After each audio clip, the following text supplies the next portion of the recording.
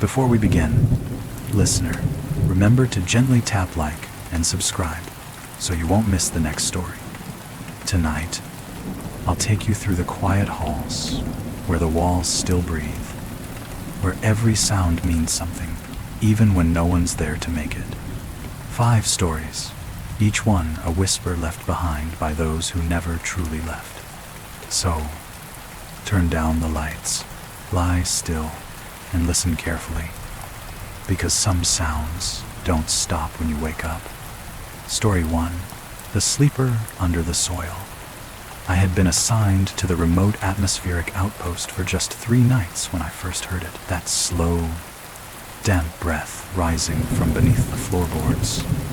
The station stood alone deep inside the wet forest, surrounded by fog that clung to the branches like old memories refusing to let go. Every night, the soil outside pulsed softly, as though something beneath the ground shifted in its sleep. Inside, the ambience was steady, the muted hum of the generator, the occasional crackle of the radio picking up distant static. But then, there were the knocks. 3 of them. Always 3. Talk, talk, talk. They came from directly under the metal plates of my room, delicate at first, as if testing the thickness of the floor. And each time, I felt the vibration travel up the frame of my bed, brushing the edge of my spine like a whispered warning. On that 3rd night, when the breath rose slower, heavier, it sounded as though it knew I was awake. The following morning should have felt ordinary, but the forest outside the outpost had grown unnervingly still. No insects chirping, no distant rustle of leaves, just a wet, muffled silence draped across the clearing. It was the kind of quiet that didn't soothe. It subdued, as if the world itself was holding its breath. I walked the length of the narrow station corridor, the metal flooring chilled under my feet. Every step echoed a little too sharply.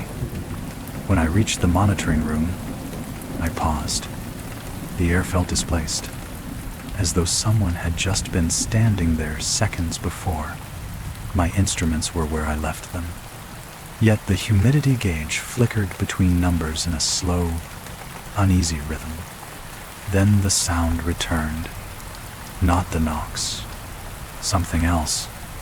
A low shifting, like the dragging of wet fabric across soil, rising from beneath the foundation. I knelt down, pressing my ear to the cold metal. There was movement down there, small but intentional, weaving through the earth with a pace that reminded me distinctly of breathing. But this time, that breath had grown curious. I checked the structural logs, flipping through the thin pages. No seismic activity reported. No burrowing animals native to this terrain. Nothing that should be capable of creating a sound pattern that's steady, that deliberate. Yet, when I stood up, the metal plate under my left foot dipped. Just a fraction, barely the thickness of a fingernail, but enough to send a pulse of warning straight through my chest. As the daylight waned, the fog outside thickened, curling against the windows. I tried to focus on data entries, but every few minutes the same sensation returned, the feeling of something shifting toward the outpost from beneath, inch by inch, as if mapping exactly where I moved. That night, as I turned off the main lights, the 3 knocks came again. Talk, talk, talk. But this time, they weren't beneath the floor. They were beneath my bed. The knocks did not stop after the first 3. They paused, then resumed, softer this time, like fingertips testing the wood beneath the bed frame. Talk, talk, talk. A 4th knock almost came. I could feel it gathering like a breath, yet it never arrived. The silence that followed felt heavier than the sound itself. swelling until it pressed against my ears. I remained still in the darkness, refusing to shift even a millimeter. The air inside the outpost thickened, saturated with the cold scent of wet soil. Every inhale tasted like earth that had been recently turned. I could hear the generator humming steadily outside the corridor, but even that familiar noise seemed to retreat into the distance, swallowed by the deeper vibration rising through the floor. It started as a tremor, a thin, quivering line of movement under the metal plating. Then it grew, slow, deliberate drags across the foundation, circling beneath my room. I felt each pass beneath the bed, the vibrations collecting in the wooden frame, looming upward through the mattress like someone brushing a hand along the underside. Searching for the exact point where my weight pressed down, I whispered into the empty room, barely a breath, "I know you're there." And something below answered with stillness, a waiting stillness. Minutes stretched, suspended, until the quiet broke with a new sound, a deep, resonant exhale. Not wind, not settling pipes, a breath, wet, strained, pulled from earth-packed lungs. It released directly beneath where my chest lay, so close I felt its warmth through the mattress. The walls joined in then. A faint metallic rattle shimmered across the screws, holding the panels together, as though the entire outpost was reacting to the movement beneath it. Shadows quivered on the ceiling, rippling in waves like the room itself was breathing. I rose slowly, bracing myself against the bed frame. The floor felt warmer than it should, almost feverish. I reached for my torch, flicking it on. The beam cut through the dimness with a narrow, trembling stripe of white. When I angled it downward, the light seemed to vibrate. The trembling intensified. Something scraped directly beneath my feet. Not claws, not stones. Something softer, like skin sliding across packed soil, drawing closer until the entire floor lifted a fraction, as though a swell of earth was rising beneath it. I stumbled backward, and the moment my weight left the floor, the movement ceased. The silence collapsed inward once more, oppressive and hungry. But then came the sound that drove a cold line of fear straight down my spine. A single, slow tap on the far side of the room, then another, then another. But these taps were not from beneath the floor. They traced the wall, moving upward toward the window. Tolk, tolk, tolk. The fog outside pressed against the glass, pulsing in time with the knocks, as though something on the other side was breathing in rhythm with me. The glass fogged further from the inside, as if another set of lungs exhaled inches from mine. And then the soil beneath the outpost shifted all at once, a heavy, rolling surge, like a sleeper turning over in its bed. The entire station creaked under the weight of something impossibly large. The vibrations traveled through the walls, up the metal frame, and into the very air I was trying so quietly to breathe. The knock stopped, but the soil continued to move, slowly, purposefully, upward. I realized, in the thickening silence, that whatever moved beneath the outpost was no longer satisfied with brushing against the foundation. The upward pressure grew more deliberate, more focused, as if it had finally mapped my position with quiet, patient precision. The metal plate at the center of my room rose a fraction of an inch. A breath, a pulse, a nudge from below, steady and confident, as though it expected me to respond. I gripped the torch tighter and stepped toward the slight bulge in the floor. With each movement, the vibrations shifted toward me, trailing my footsteps with eerie intelligence. When I stopped, they stopped. When I inhaled sharply, the floor trembled back in a slow, mirroring rhythm, as if imitating the movement of my lungs. A cold realization settled over me. It wasn't merely aware of me. It was synchronizing with me. I crouched slowly, lowering the torch until the beam touched the metal plate. The light quivered on the surface, trembling as though pushed from beneath by invisible hands. Then came the sound, a soft, wet crack, like soil splitting open just below the floor. I pressed my palm against the metal. A terrible warmth met my skin. Not the warmth of machinery, the warmth of flesh, breathing, shifting inches away. I forced myself to lift the panel. The moment the screws loosened, the vibrations surged upward. The metal plate jerked, almost torn from my grip, as though something below had been waiting for the barrier to weaken.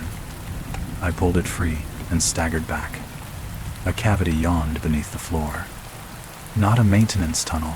No such thing existed in this isolated station.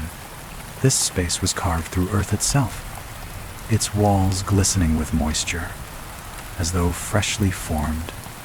And in the center of the hollow, the soil pulsed. It rose and fell, a rhythmic lift of dark, wet earth, like a body breathing under a thin blanket of dirt. I leaned in, breath shallow, the torch trembling in my hand. The beam swept across the shifting ground. Something beneath the surface shifted in response, a slow ripple, traveling toward me. The ripple reached the nearest mound of soil and stopped. Then the mound lifted. A shape pressed upward from underneath, rounded, deliberate, almost like the curve of a forehead pushing against the surface. The soil thinned until it seemed ready to rupture. But before it broke, a slender crack opened along the tunnel wall. A whisper escaped. Not a voice, a breath. A breath shaped like words, shaped like my breath. I reeled backward, suddenly aware the floor behind me had begun to vibrate again. Not gently this time. The movement rolled in waves, pushing up against the other panels, traveling toward me like the slow rise of a creature shifting its massive body closer. The tunnel widened, soil falling inward with soft pattering sounds. A second mound rose beside the first, then a third, each one subtly human in shape, too human, as if bodies were lying just beneath the thin surface, waiting to be unearthed. My torch flickered, sputtering. The outpost lights above dimmed in unison. The creature, or creatures, beneath the soil exhaled together. A heavy, synchronized breath that fogged the edges of the cavity, warming the earth until droplets formed and trickled downward in thin streams. I found myself whispering, without meaning to, "What are you, Rel?" And the soil answered, not in words, in movement. The central mound swelled upward violently, a sudden, hungry lurch, striking the edge of the opening and sending clumps of earth scattering across my feet. I stumbled back, hitting the wall behind me. The entire station groaned under the pressure rising from below. Then the thing pressed again, harder, a shape pushing upward, defined by the thin veil of soil, straining against it like a face trying to breach the surface. The knocks returned suddenly. 3 perfect taps. Talk, talk, talk. But they didn't come from the tunnel, or from the floor. They came from directly beneath my bed, behind me. Slowly, the bed began to slide across the room on its own. Metal scraping against metal, pushed from below. Something beneath it was rising, something that had been waiting for me to open the floor, something that now knew exactly where the weakest point in the room was. The bed halted halfway across the room, the metal frame trembling as though something beneath it had paused to listen. I stood frozen against the wall, torchlight shivering across the floor. For several long moments, nothing moved. No knocks, no shifting soil, just a suffocating quiet thick enough to feel against my skin. Slowly, the floor's vibrations faded. Then the warmth beneath the metal plates cooled. Then even the faint, rhythmic breathing from the cavity disappeared altogether. It was as though the presence retreated. I waited, muscles locked, heartbeat pounding in my ears. When I finally pushed myself away from the wall, my legs felt weak, thin as paper. I forced a breath through my teeth, the air sharp and cold now that the underlying heat had vanished. Maybe, impossibly, whatever lurked beneath the floor had sunk back into the earth. The thought seeped into me, tentative but luminous. Maybe it's gone. My hands shook as I reached for the bed frame. The metal felt cold again, properly cold, like lifeless steel. I pushed the bed back into its place, the frame screeching faintly against the floor. The sound echoed in the small room, but nothing stirred beneath it. No answering knock, no pulse. I turned back toward the open cavity in the floor. It looked different now, smaller. The breathing mounds of soil had settled, collapsed in on themselves. Where the shapes had pressed upward moments ago, only uneven patches of dark, damp earth remained. The ripples had smoothed out. The darkness inside the hollow looked ordinary. I crouched, holding the torch closer. A peculiar stillness filled the tunnel, like a breath held too long. But the light revealed nothing, no movement, no shifting shadows, no lingering sign of the mounds that had risen toward me only minutes before. For the first time since I'd arrived at the outpost, I allowed my shoulders to loosen. Perhaps the disturbance had passed. Perhaps opening the floor had disrupted whatever strange rhythm existed beneath it. Perhaps the creature, if it was a creature, had retreated deeper into the soil, returning to whatever dark strata it came from. Still gripping the torch, I backed away from the opening and reached for the metal plate. I hesitated. The screws were scattered on the floor, some dusted with earth, some wet with condensation. One clung to my finger longer than it should have, as if the cold metal had turned strangely tacky. I pushed the plate back into position, fitting it over the cavity. The moment the metal settled into place, the outpost felt whole again, enclosed, safe, sealed. I bolted the screws in tight, listening closely for any response. None came. The silence felt cleaner now, not heavy, not watchful. I let out a long, unsteady breath and stepped into the corridor. The atmosphere there felt normal again, the low hum of the generator, the faint static at the edge of the radio, even the subtle draft whispering along the walls. My lungs loosened as I drank it in. I made tea with water heated on the small electric hob. The mundane act calmed me. The steam rising from the cup carried the faint scent of herbs, masking the smell of damp earth that had clung to my senses for days.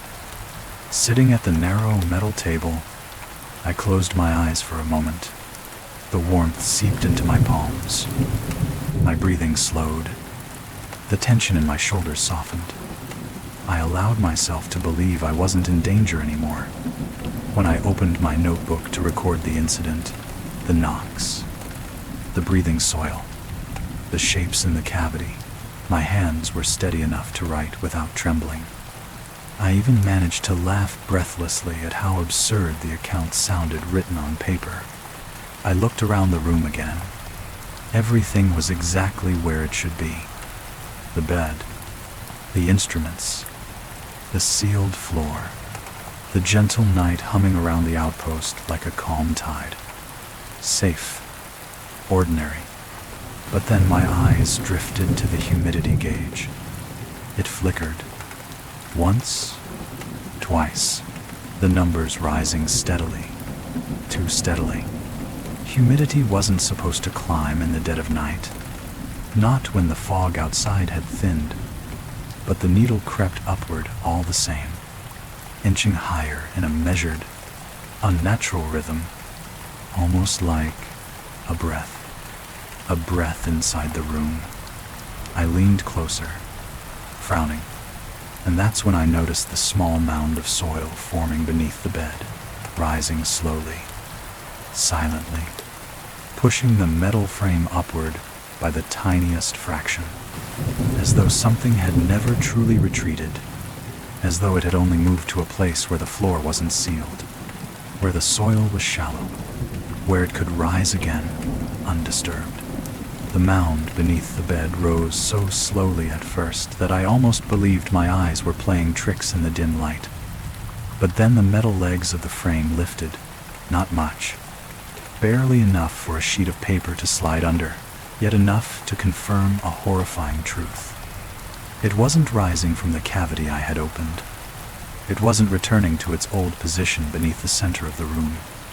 It had been moving beneath me the whole time, crawling through the soft underlayer of soil like a great, blind thing tracing vibrations in the air. And now it had found the thinnest point in the room's floor. I stepped back, the mug of tea trembling in my hand before I set it down. The mound swelled again, pushing the bed upward another breath's worth. The frame creaked softly, the sound sharp in the stillness. I whispered, barely audible, "No farce. Not again. Not here." The mound paused, as though listening. Then the knocks returned, 3 of them, directly beneath the underside of the bed frame. Perfect. Precise. Talk, talk, talk. But the sound was different this time. Not exploratory. Not a warning. A summons. The floor beneath the bed buckled, a soft crack rolling outward in a ring.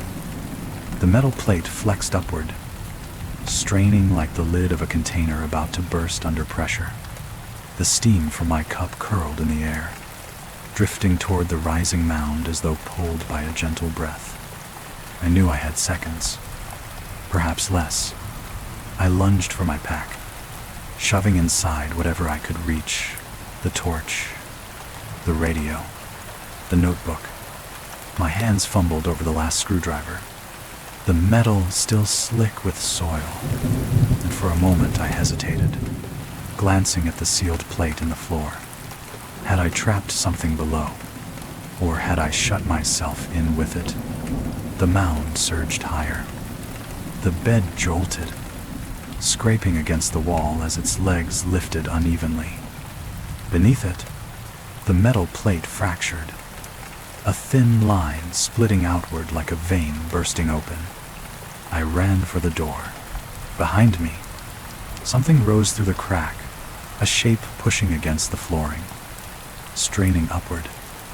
The sound of shifting earth rushed into the room, louder than ever, like a massive creature drawing itself toward the surface after a long, suffocating sleep.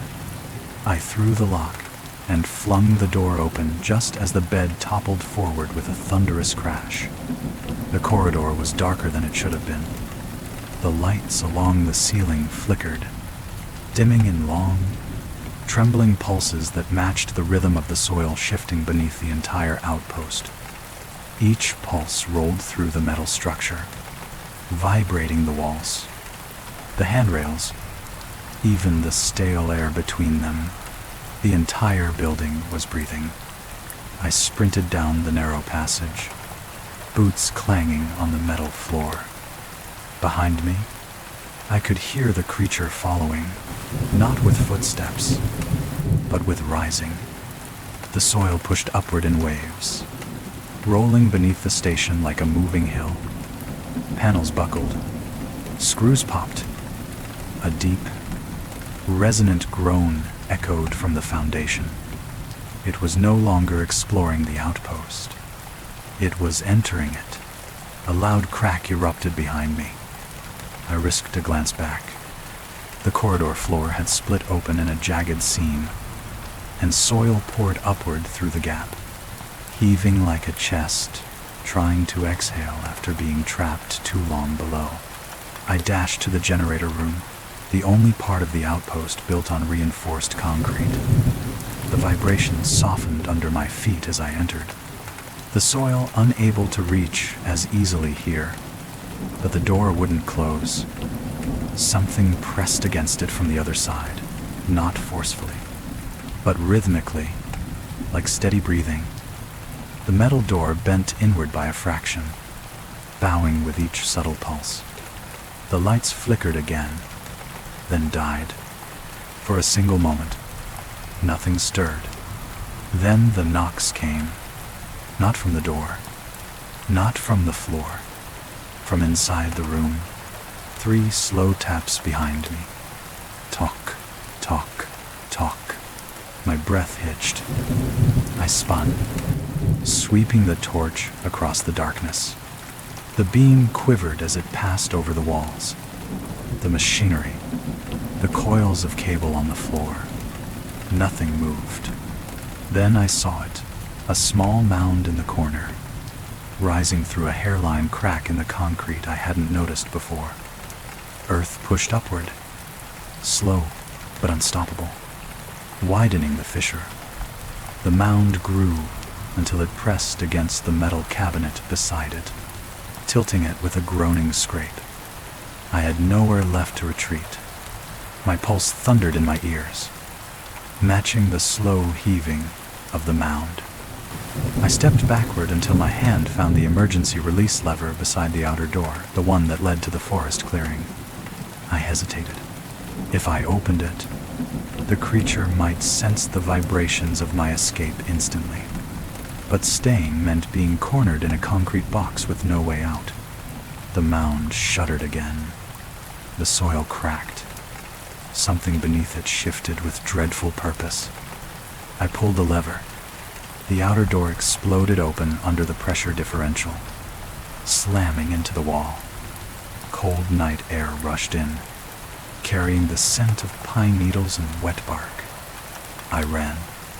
I leapt off the outpost steps into the fog-thick clearing, boots sinking into the soft, damp ground. Behind me, the outpost convulsed, panels rattling, the whole structure groaning under the pressure of something rising from every corner beneath it. The earth bulged outward around the foundation like a great lung expanding. I didn't look back again.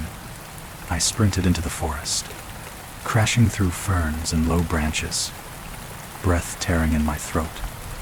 The fog blurred everything into pale smears, but I kept running until the hum of the generator faded, until even the unnatural vibrations beneath the ground subsided to nothing. Only when my legs buckled beneath me did I allow myself to collapse against a fallen log. The night was quiet, truly quiet. No breathing earth, no shifting soil, no knocks. I pressed a hand against the ground. It was still, but the silence felt wrong, hollow, expectant. Then, faintly, impossibly softly, I felt it. A single vibration, deep, far below. A slow, deliberate pulse, matching my heartbeat. I stayed there on the forest floor, breath misting in the cold air, waiting for the pulse beneath the soil to fade. But it didn't fade. It strengthened. Not violently, not the terrifying surges I'd felt in the outpost, but in a slow, steady rhythm, a patient one, a rhythm that aligned itself with mine as though something far beneath the earth listened carefully, then adjusted its heartbeat to meet my own. I pulled my hand away from the ground, but the sensation didn't stop. The pulse followed up my arm, up my neck, into my jaw, a phantom throb, as though the soil still pressed against my skin even when nothing touched me. I stood, dizzy, and turned back toward the outpost. Through the fog, its outline looked wrong, too still, too sunken, as if the entire building had begun to settle into the earth. Lights flickered briefly in one of the windows. Then 3 soft knocks echoed across the clearing. Talk, talk, talk. Not from the outpost, from the forest floor beneath my boots. I stepped back instinctively, but the ground followed, the soil rising the faintest fraction with each of my movements, mimicking the pressure of my footsteps, mirroring the shift of my weight, like it was learning to follow me, not by sound, not by proximity, by heartbeat. My radio crackled suddenly in my pack. I fumbled for it, lifting it to my ear. Static hissed through the speaker, long waves of white noise bending and warping as though pushed through moving earth. Then, beneath the static, I heard it, my voice, whispering, faint, distorted, repeating the exact breaths I took, half a second before I took them, as if something beneath the soil wasn't just following my heartbeat now, but practicing my breathing too, preparing to rise again, closer, above the ground next time, maybe even standing where I stood. And just before the radio cut out entirely, I heard one final whisper, shaped like an exhale through damp lungs. I'm awake. A second pulse rose under the forest floor. Then a third, slow, steady, coming closer. Story 2, the corridor that counts. I always thought the quiet part of the building would help me stay calm on night shifts. Just me, a thermos of stale coffee, and 400 meters of paper-thin walls holding decades of forgotten files. The air in the records wing had its own kind of weight, saturated with dust and the faint, dry smell of paper that had outlived the people who wrote it. The corridor outside my office ran in one long, stubborn line, lit by a chain of old ceiling lamps that hummed more than they shone. On some nights, when the wind was right, it slipped through the cracks in the windows and made the files whisper against each other on the shelves. It sounded almost like people talking far away. That night, though, the wind was dead. The lamps hummed. The building breathed shallowly around me. I was halfway through a report when I heard it. A voice, far down the corridor. Soft, careful, counting. 1. A pause. Air thickened. 2. This time, closer. 3. The lamps above me flickered once, as if they shuddered with the number. Then the counting stopped. Not at 4. Not at 5. It stopped like it was waiting for me to answer. The counting didn't return. Not right away. I leaned out of my office doorway, peering into the long spine of the corridor. The lamps stretched ahead in a wavering line, each bulb wrapped in a faint halo of dust. At the far end, where the corridor blurred into shadow, nothing moved. No footsteps, no breath, no human presence. But the air felt as though someone had just walked through it. I stepped out cautiously. My shoes clicked against the linoleum floor. 1, 2, 3, each tap too loud for the heavy silence. The second lamp above me flickered again, dimming for a heartbeat before glowing back to life. I told myself it was the wiring. This wing was old enough to have outlived several maintenance schedules. Still, I took another step. Far down the corridor, a file slipped from a shelf, dropping softly onto the floor. Not falling, not sliding, placed. I approached it slowly, pulse drumming. The file lay open, pages fanned neatly as if someone had gone through it moments before. The paper was still settling, releasing a faint crackling sound like a sigh. Then the counting returned, not from the far end, not from behind me, but from the ceiling, pressed close to the metal panels above my head. 1. A whisper sliding between the wires. 2. Lower this time, almost a murmur beneath my skin. I stepped back, and the counting stopped instantly, like it noticed, like it reacted. A chill crept across my shoulders, settling at the base of my neck. I swallowed and against my better judgment spoke aloud into the corridor. 3. The corridor inhaled, a soft shift in the air, subtle as dust lifting. Then the voice answered from the darkness. That's wrong. The lamps flickered sharply, a rapid tremor of light, and the whisper slid down from the ceiling to ground level, so close to my feet that I felt the breath of it along my ankles. I stumbled back toward my office door, but the handle trembled faintly in my hand, vibrating with a rhythm I recognized too quickly.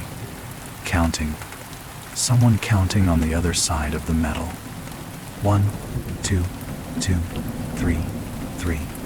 The numbers staggered, breaking apart, like something learning them for the first time. Something practicing. Something coming closer each time it made a mistake. I let go of the handle. The counting stopped, and the silence that followed felt thick enough to smother. The silence didn't hold for long. It fractured softly at first, like the crack of settling wood, then deepened into something far more deliberate. A breath. Not mine. Not human. It slipped across the floor behind me. A thin exhale, dragging dust along the linoleum. I turned slowly, forcing my torch to stay steady as I swept the beam down the empty length of corridor. Nothing moved. No door ajar. No shadow shifting. But the breath had been real, and it hadn't come from behind a wall or through a vent. It had been right there, on the floor, as though someone had lain flat and exhaled directly along my shoes. Then the counting resumed. Not whispered this time, layered.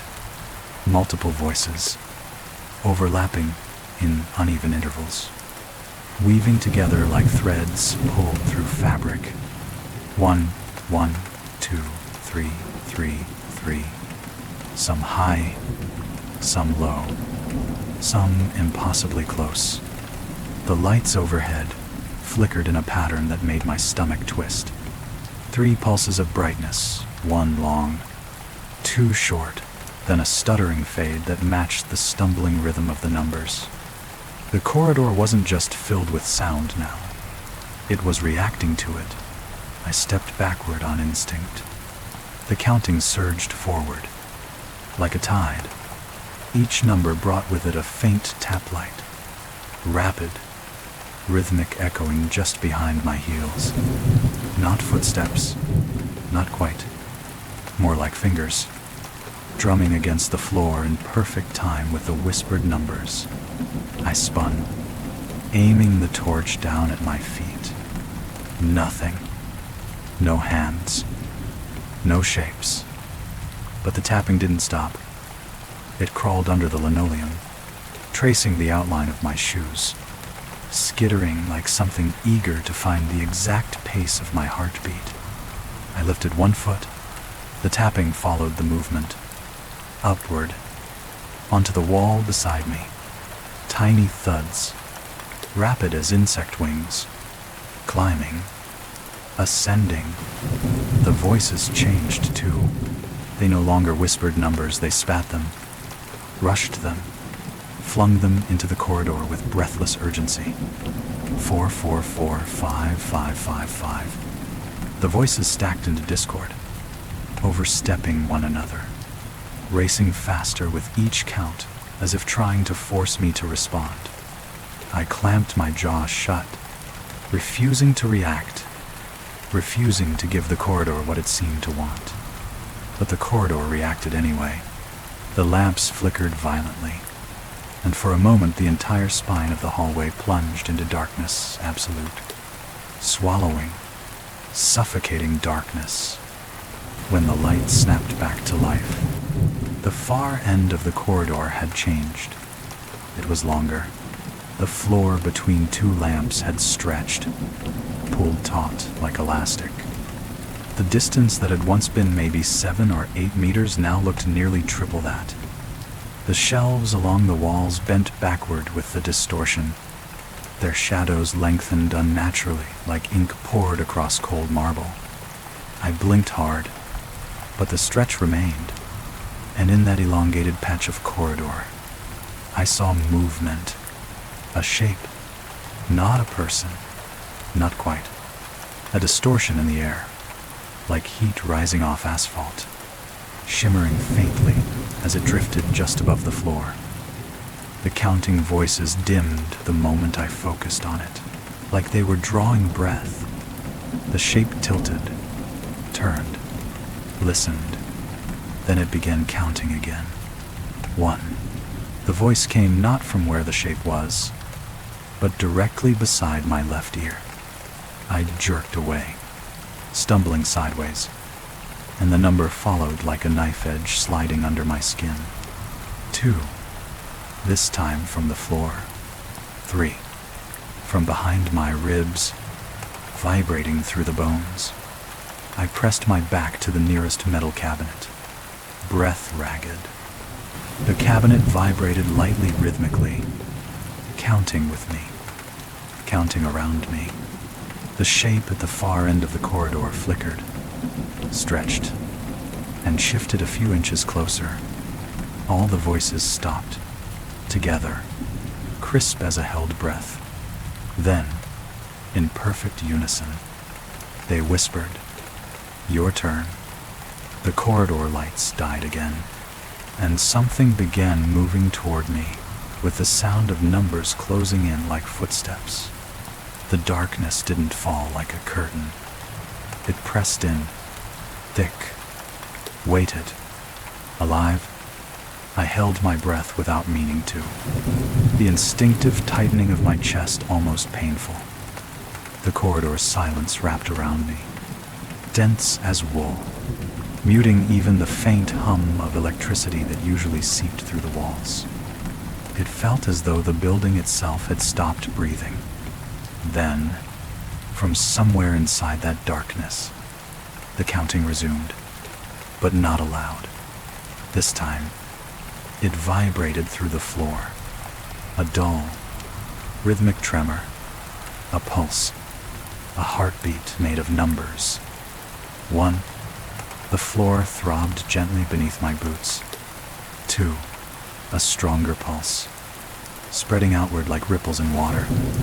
3. The metal cabinet behind me shivered. The vibrations moved with purpose, as though traveling down the corridor toward the far end, toward the shimmering distortion I had glimpsed before the lights died. I steadied my torch and flicked it back on. The beam stuttered, shaking badly as if the batteries themselves were afraid. The corridor was there again, but wrong, more warped than before. The stretch in the hallway had grown, extending the distance to the far end by at least another 20 meters. The shelves bent, bowing outward like they were being pulled towards some unseen gravitational center. A handful of files slipped free and drifted to the floor as though carried by a slow underwater current. And the distortion was closer, much closer.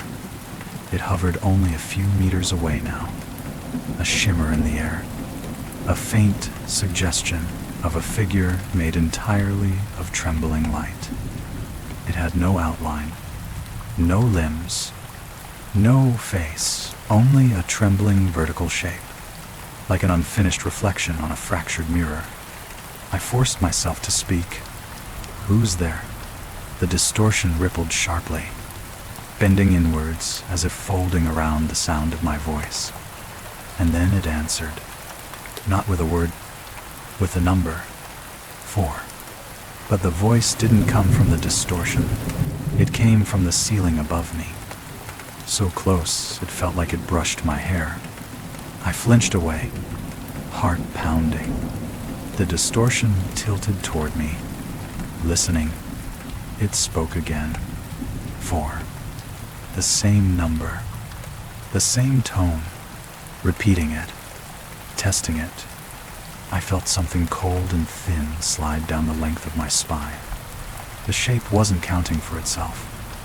It was imitating me, trying to match my voice, syllable by syllable, learning the weight of each number. I took a cautious step back. The distortion surged forward an equal step, but not through motion. It simply appeared closer, as though space collapsed beneath it. The corridor trembled again. 5. The number rolled beneath my shoes like a wave of air. 6. Dust lifted from the floor in a thin veil. 7. The distortion split for a moment, two shapes forming, then merging again. Every new number pulled it toward me. My throat tightened. Stop. The distortion snapped upright. The counting halted. The air shuddered around us, tense enough to snap. Then the shape whispered, "You stop, I come." The lights at the far end of the corridor burst into a frantic flicker, flashing in staccato bursts. Each burst showed the distortion a fraction closer. My breath shortened. Quick, shallow. I bolted. I sprinted down the corridor, shoulder-brushing shelves and loose papers exploding into whirlwinds around me. The voices swelled behind me, rising in pitch and speed, counting as if racing to catch me. 1, 2, 3, 4, 5, 6, 7. With every number, a slam echoed down the hall. A door, another door, then another. Metal doors flinging open on both sides of the corridor in perfect rhythm with the count. Not pushing outward, pulling inward, as though something behind them inhaled. The distortion surged forward in a single glide, covering 10 meters like it was nothing. The lights bent, elongating in streaks as if the corridor was tearing open around it. I stumbled, catching myself on a door frame, but the door slammed shut an inch from my hand. The voices screamed the next number. 8. The distortion appeared directly behind me, breathless and silent. I could feel it, the air around it bending, pulling, waiting for the next number. It whispered in my ear, perfectly matching my own voice. Say 9. I didn't. I ran. I didn't know how long I ran, only that the corridor finally stopped shifting around me. The walls steadied, the lights brightened, and the distorted stretch in the hallway seemed to snap back into its original shape all at once, like an elastic band released from tension. The sudden normality hit me so abruptly that I stumbled, knees threatening to give way beneath me. Behind me, nothing. No footsteps. No counting. No distortion. Just silence. Thick and strangely familiar. I braced myself against the nearest cabinet, sucking in rapid breaths. The corridor looked the way it always had, long, dim, dusty, lit by humming lamps. The air heavy with the smell of aging paper. If not for the sweat soaking through my shirt and the tremor in my fingers, I could have convinced myself the last few minutes, or hours, had been a stress-fueled hallucination brought on by solitude and too much bad coffee. I forced myself to turn back, The corridor was empty. Completely. No distortion. No stretched floors. No opening doors timed with numbers. Just the faint flicker of a dying bulb and the rustle of a file settling on a shelf. A fragile laugh escaped me. Too loud. Too sharp. It echoed, bouncing harmlessly down the hall. No answering whisper. No phantom breath. For the first time that night, the building felt like a building again, still unsettling, still old, but grounded in the physical world.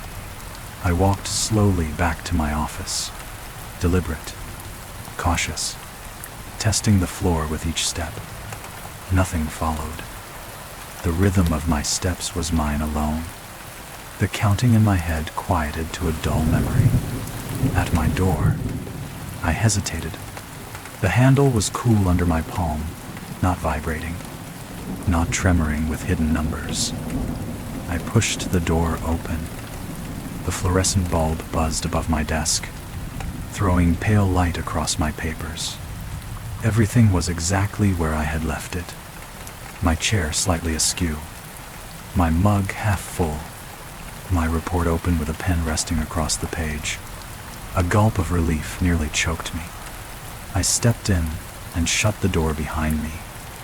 The latch clicked softly, a sound so normal it felt like a whispered apology from the building. I sat. My legs finally stopped shaking. The quiet surrounded me in a way I could finally breathe through. I picked up the pen. All I wanted now was to document everything, for my own sanity, if nothing else. To pin the experience down on paper, strip it of its power, bind it in ink and logic. If I could describe it, maybe I could diminish it, or understand it, or at least believe I hadn't invented it. The report lay open to the page where I'd stopped earlier. My handwriting waited for me in steady lines. Unusual auditory disturbance noted at 2:13. Possible draft or mechanical resonance. I snorted. Understatement of the century.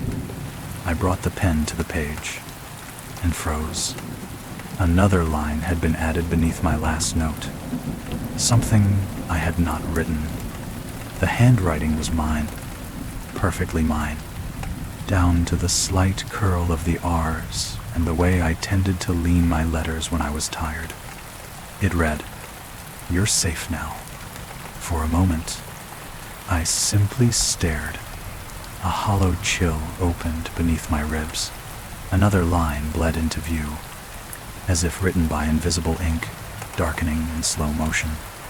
But only because you ran. The lights flickered, very gently, barely there.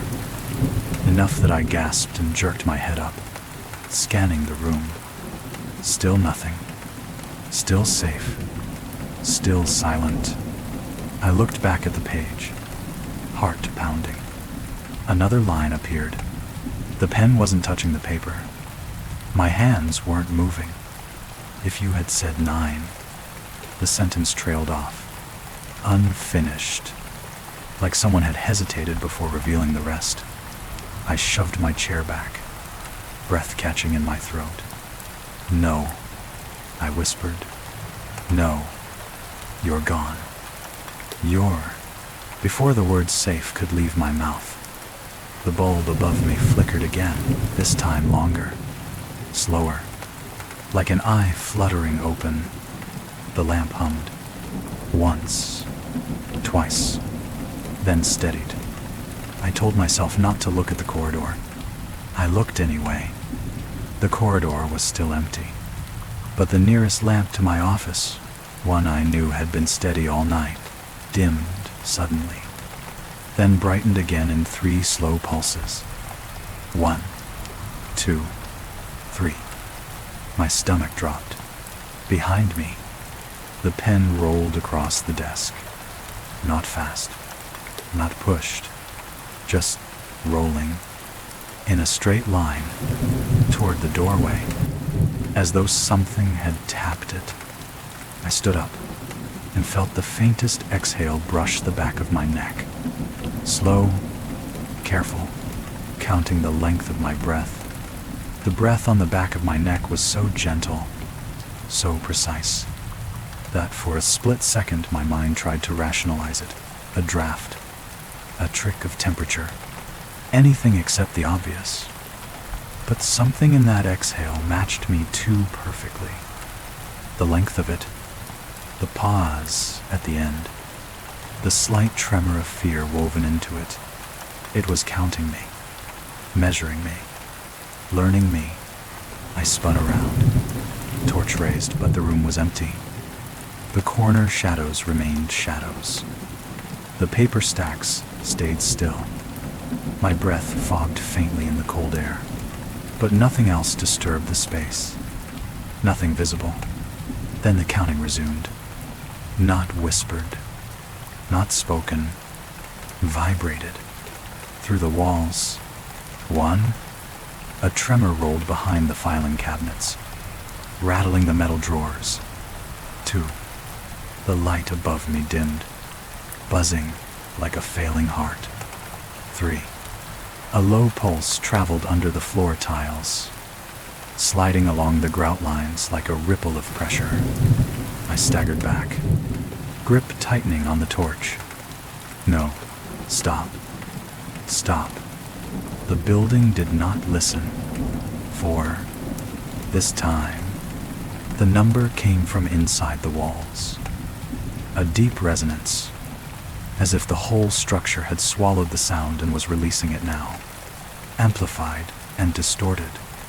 The corridor outside my office flickered into darkness. I bolted toward the door. I don't remember deciding to run. My body moved before my thoughts could catch up, but as I crossed the threshold into the hallway, the doors lining both sides slammed open all at once, exploding outward with enough force to send echoes knifing down the corridor.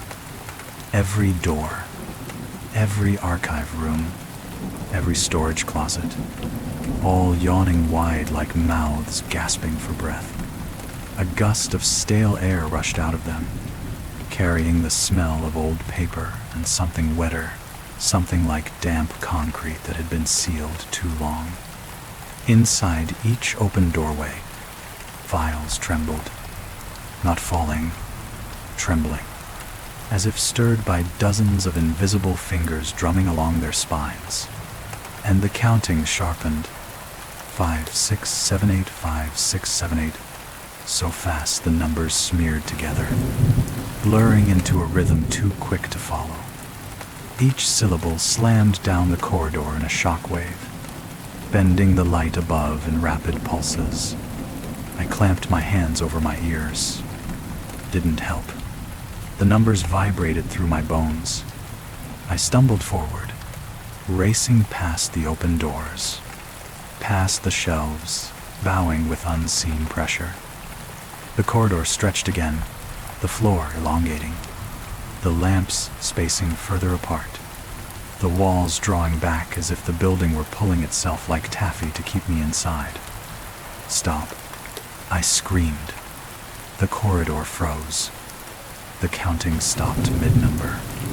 For a second, an impossible second, everything went still.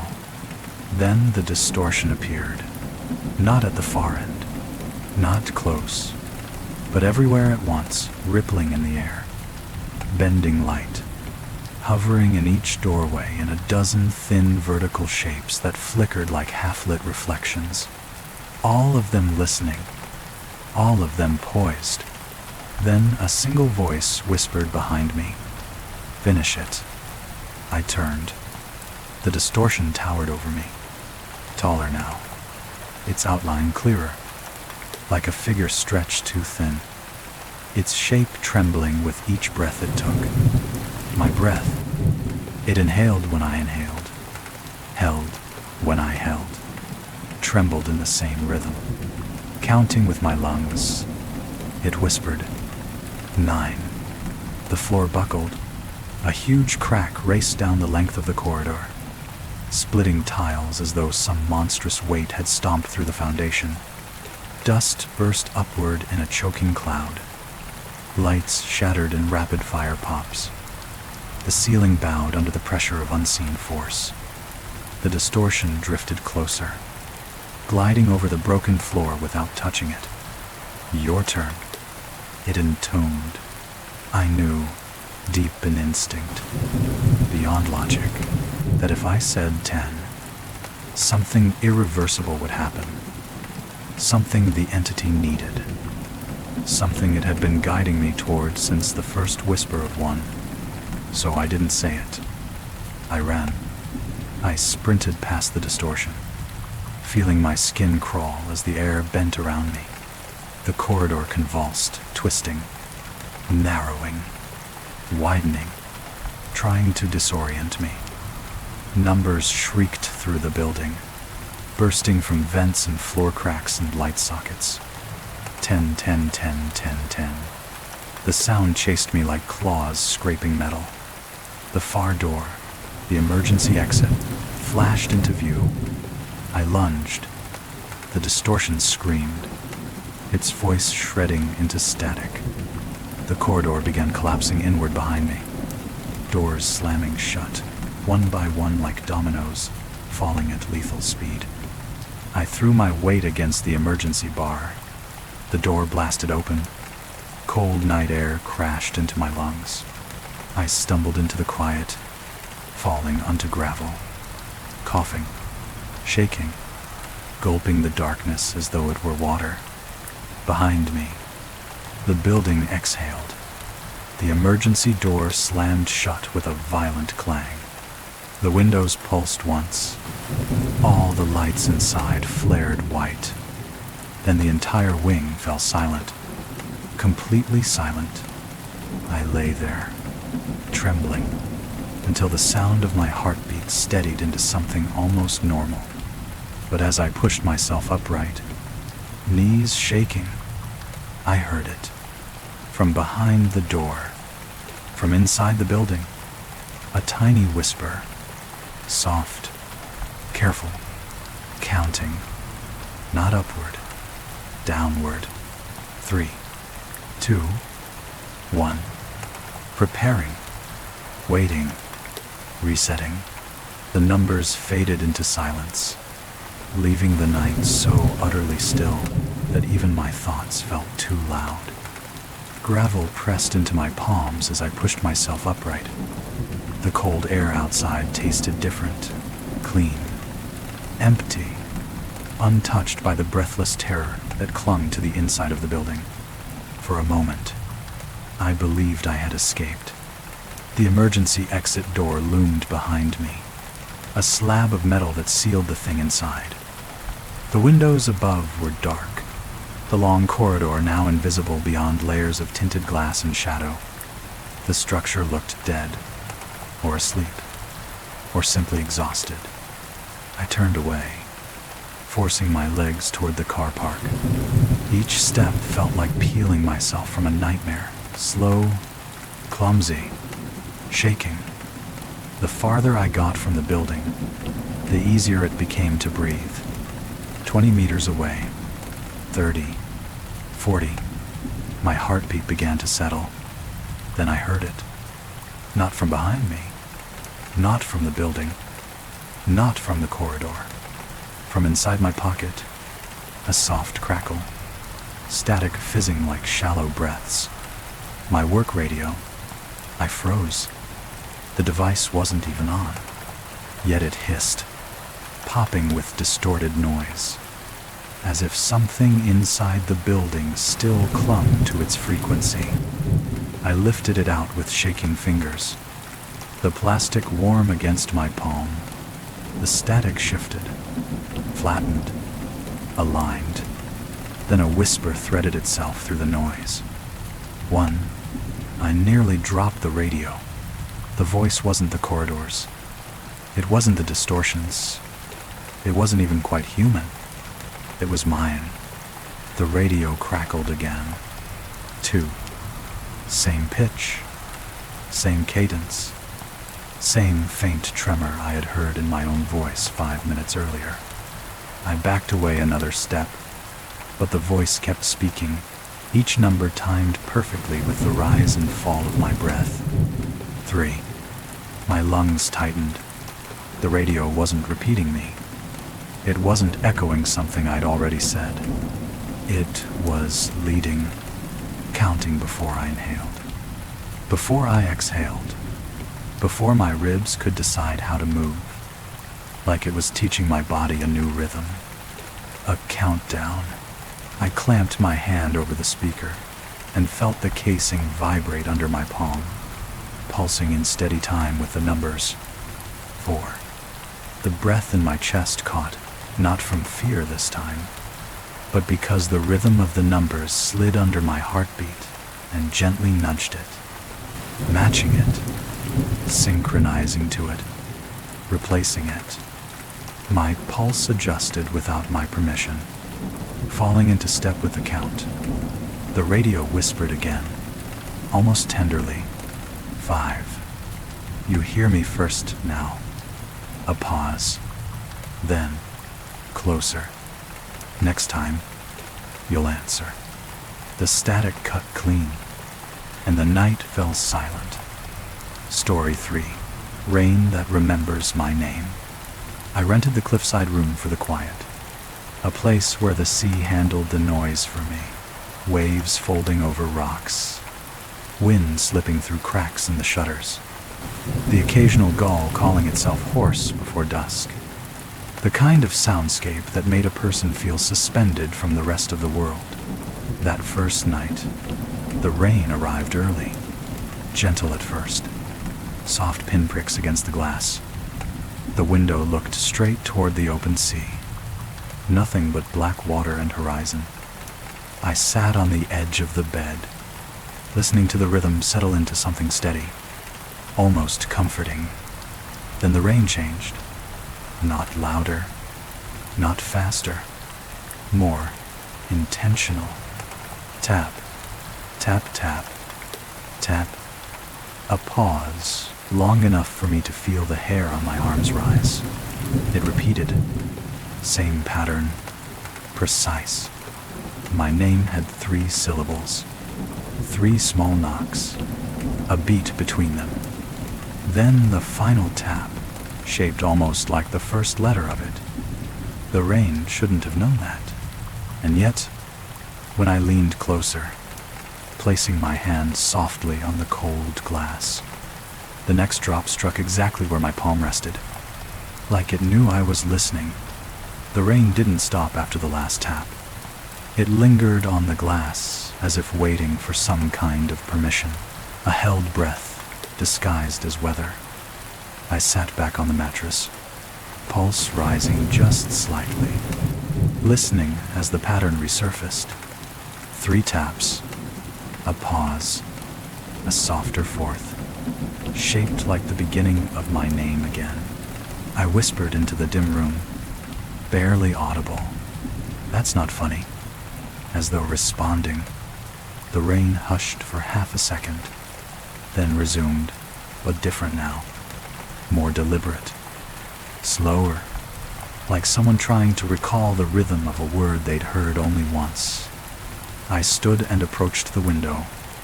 The glass was cold beneath my fingertips, slick with water streaming down its face in thin threads.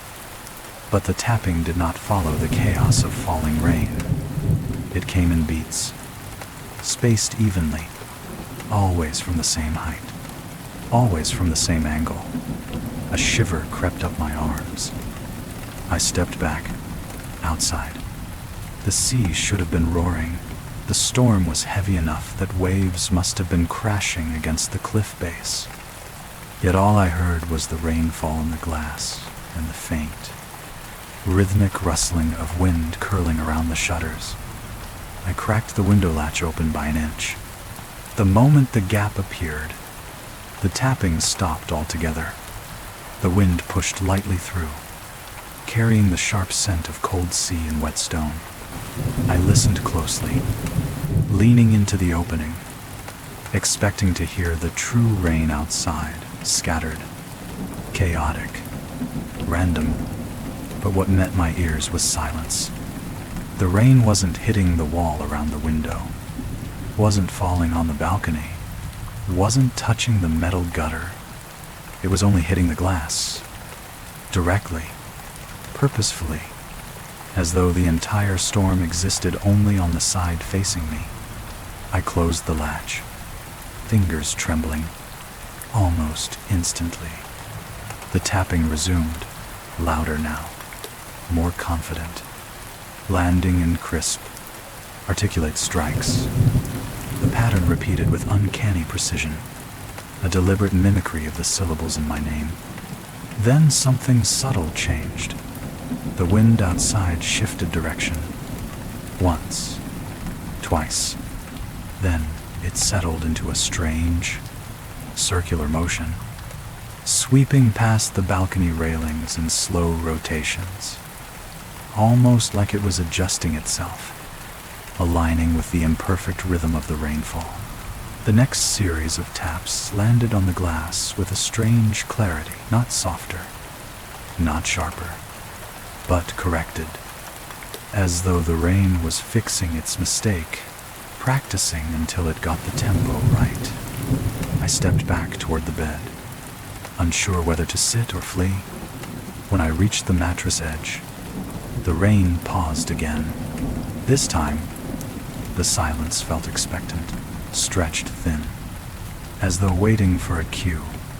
I breathed out through my teeth, barely forming the word. Stop. The rain obeyed. Immediately. Absolutely. Without a single stray drop striking the glass. The entire room filled with the sound of the sea again, as if the storm were just an illusion peeled away the moment I denied it. I didn't move, didn't breathe, didn't dare approach the window again, because deep in that sudden quiet, softer than a heartbeat, I heard a single drop strike the inside wall. Not outside. Inside. Right behind me. I didn't turn around at first. That single drop behind me, too close, too precise, pinned me in place. The room was cold, but a bead of sweat slid slowly down my spine, following the same trajectory as the imagined droplet.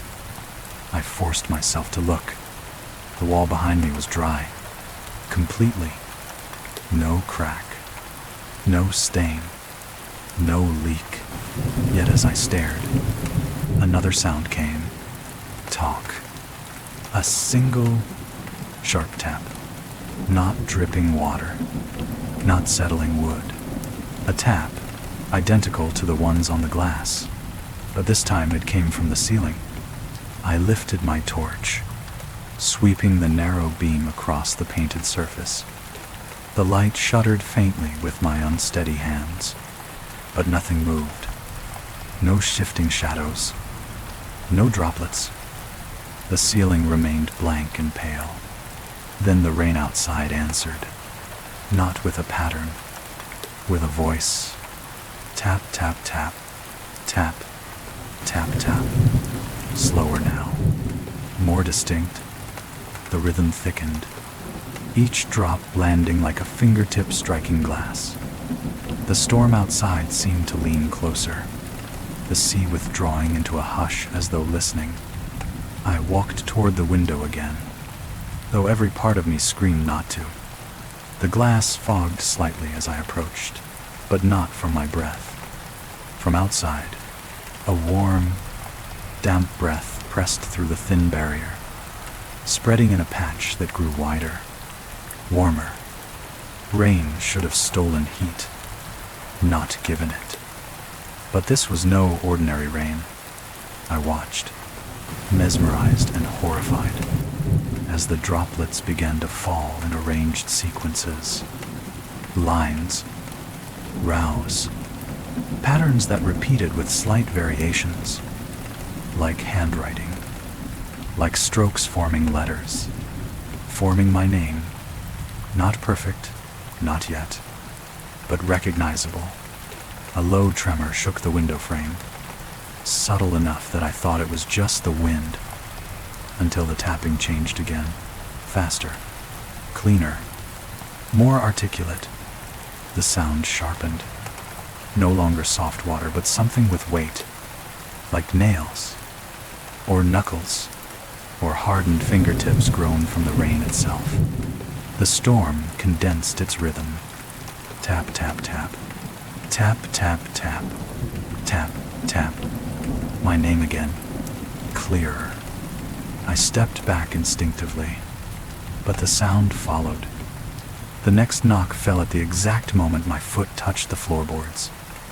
Another when I shifted my weight. Another when my breath hitched in my throat. It wasn't just mimicking my name now. It was mimicking my movements. Outside, the sea vanished into a wall of darkness, a pitch-black shape too still to be waves, too tall to be mist. It stood there behind the rainfall, filling the horizon, blocking out the natural world. The rain cascaded down its invisible surface, bending and curving in unnatural flows like fingers moving over glass. Then the hissing of the storm deepened into something else. A voice. Not words yet. Just the shape of speech. Wet consonants forming at the back of whatever hid behind the rain. Breath pressed against the glass so hard the pane bowed inward by a hair's width. The tapping rose into a frantic flurry, a rush of droplets hammering syllables too fast for any human tongue. T-tag. Trying. Learning. Failing. Again. And again. Then, suddenly, everything stopped. The tapping. The wind. Even the deep breathing against the glass. Silence. Heavy, waiting silence. I leaned forward slow, barely moving until my ear was an inch from the window. Nothing. I exhaled. That was when it spoke. Through the glass. Through the rain. Through a mouth I could not see. Not perfect, but close enough. It said my name. The moment it spoke my name, the air in the room changed. Not colder, heavier, as though every molecule pressed inward, thickening around my ribs and slowing each breath. I felt the sound more than heard it, a wet, hushed syllable dragged across glass, shaped too carefully to be an accident. I stepped back. The window stepped forward.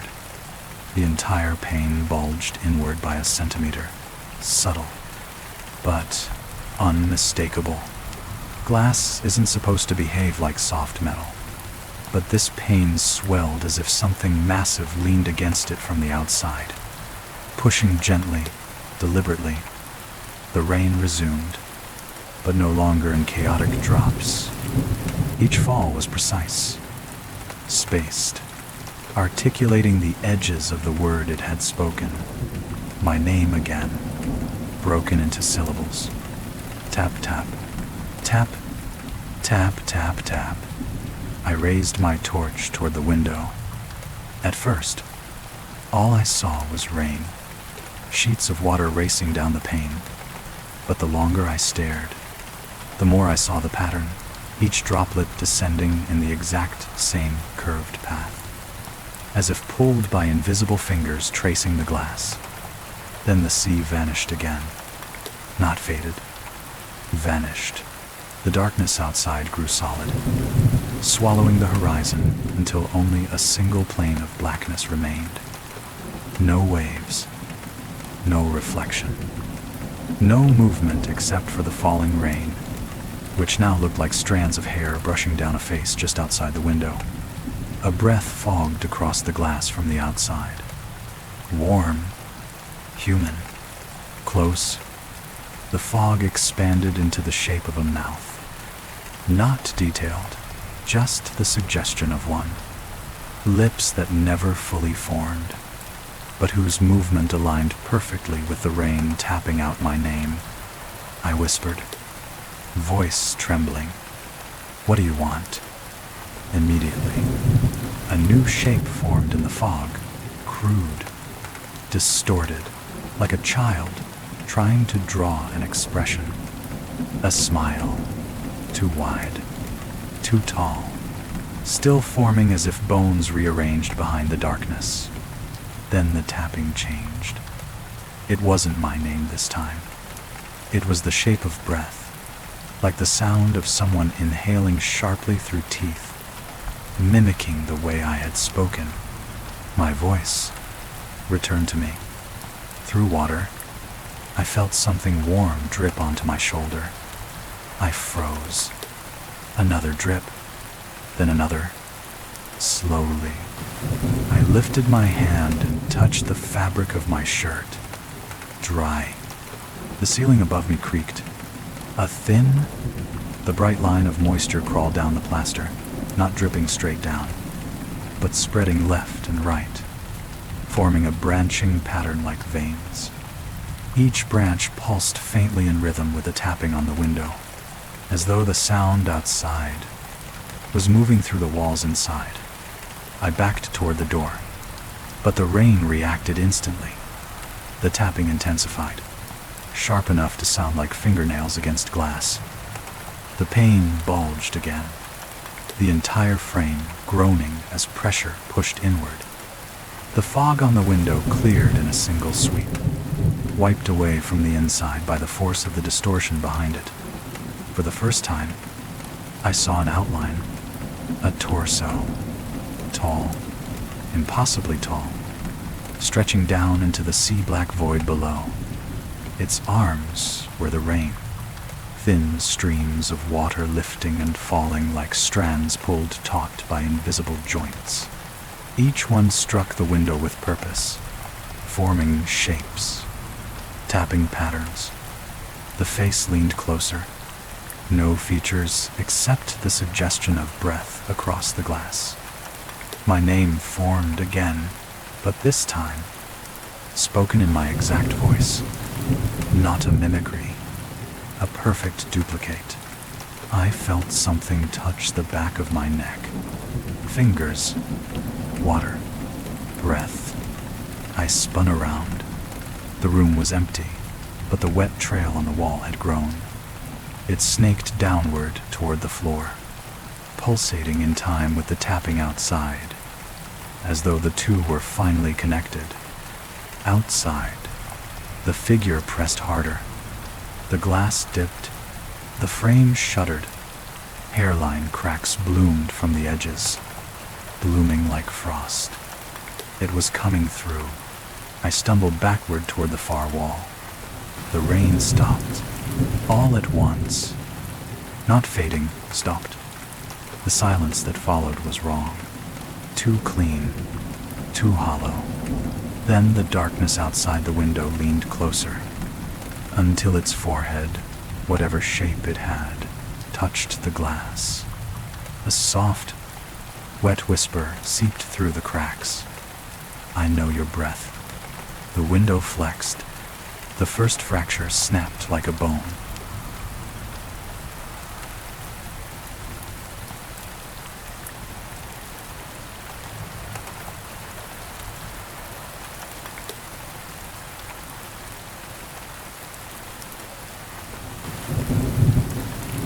The fracture spread in a thin white thread across the glass, but it didn't shatter.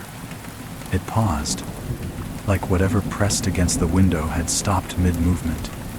Reconsidering, listening, I stood frozen at the far wall, breath shallow, hands trembling at my sides. My torch beam jittered across the window, catching the reflection of my own frightened face, distorted by the bound surface. For a moment, nothing else moved. No rain, no tapping, no breath on the glass. Then, the darkness outside stepped back. The glass eased, flattening slowly, smoothing itself as if inhaling to erase the pressure. The crack remained, but the bulge receded. Rain resumed. Not tapping, not counting just rain.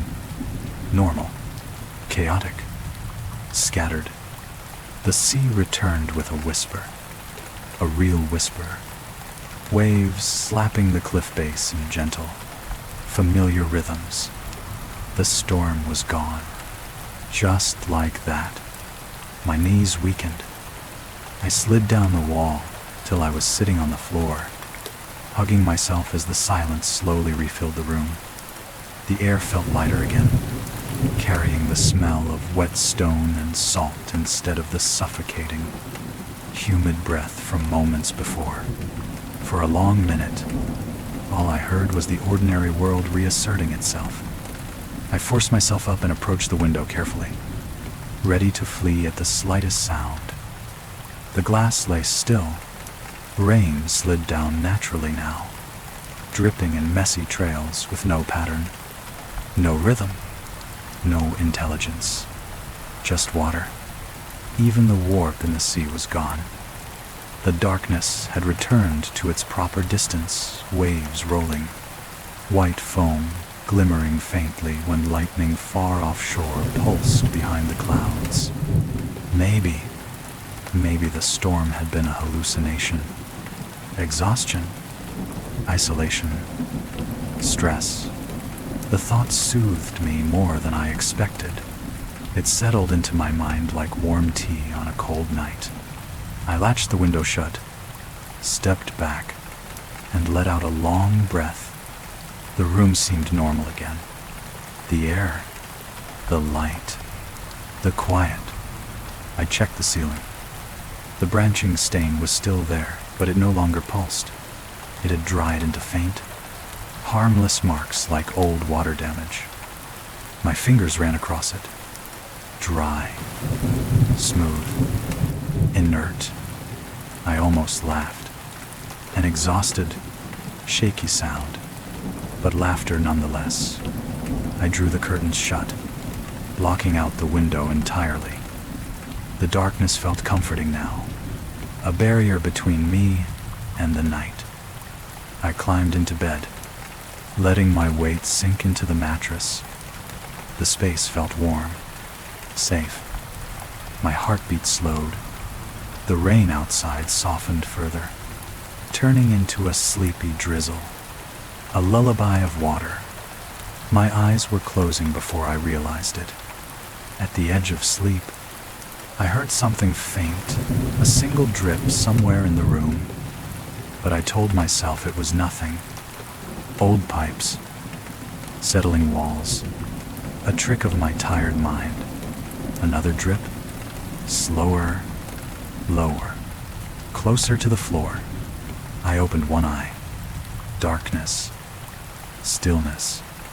A third drip, dry, delicate, like something tapping wood instead of falling water.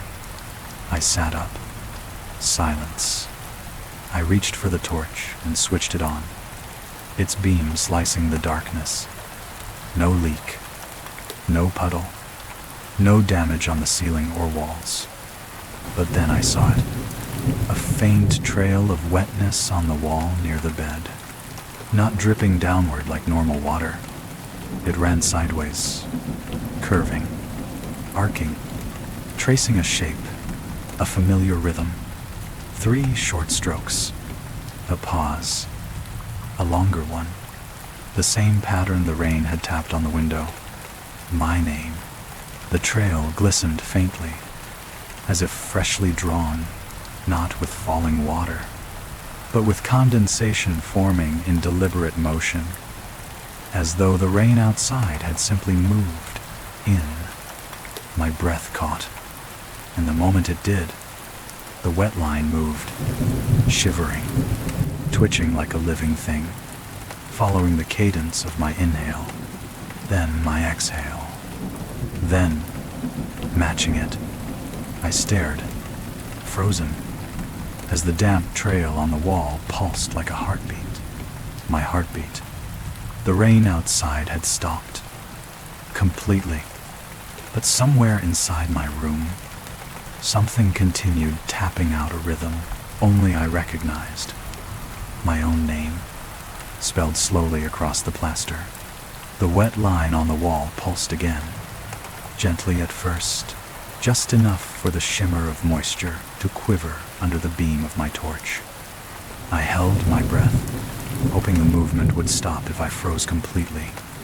It didn't.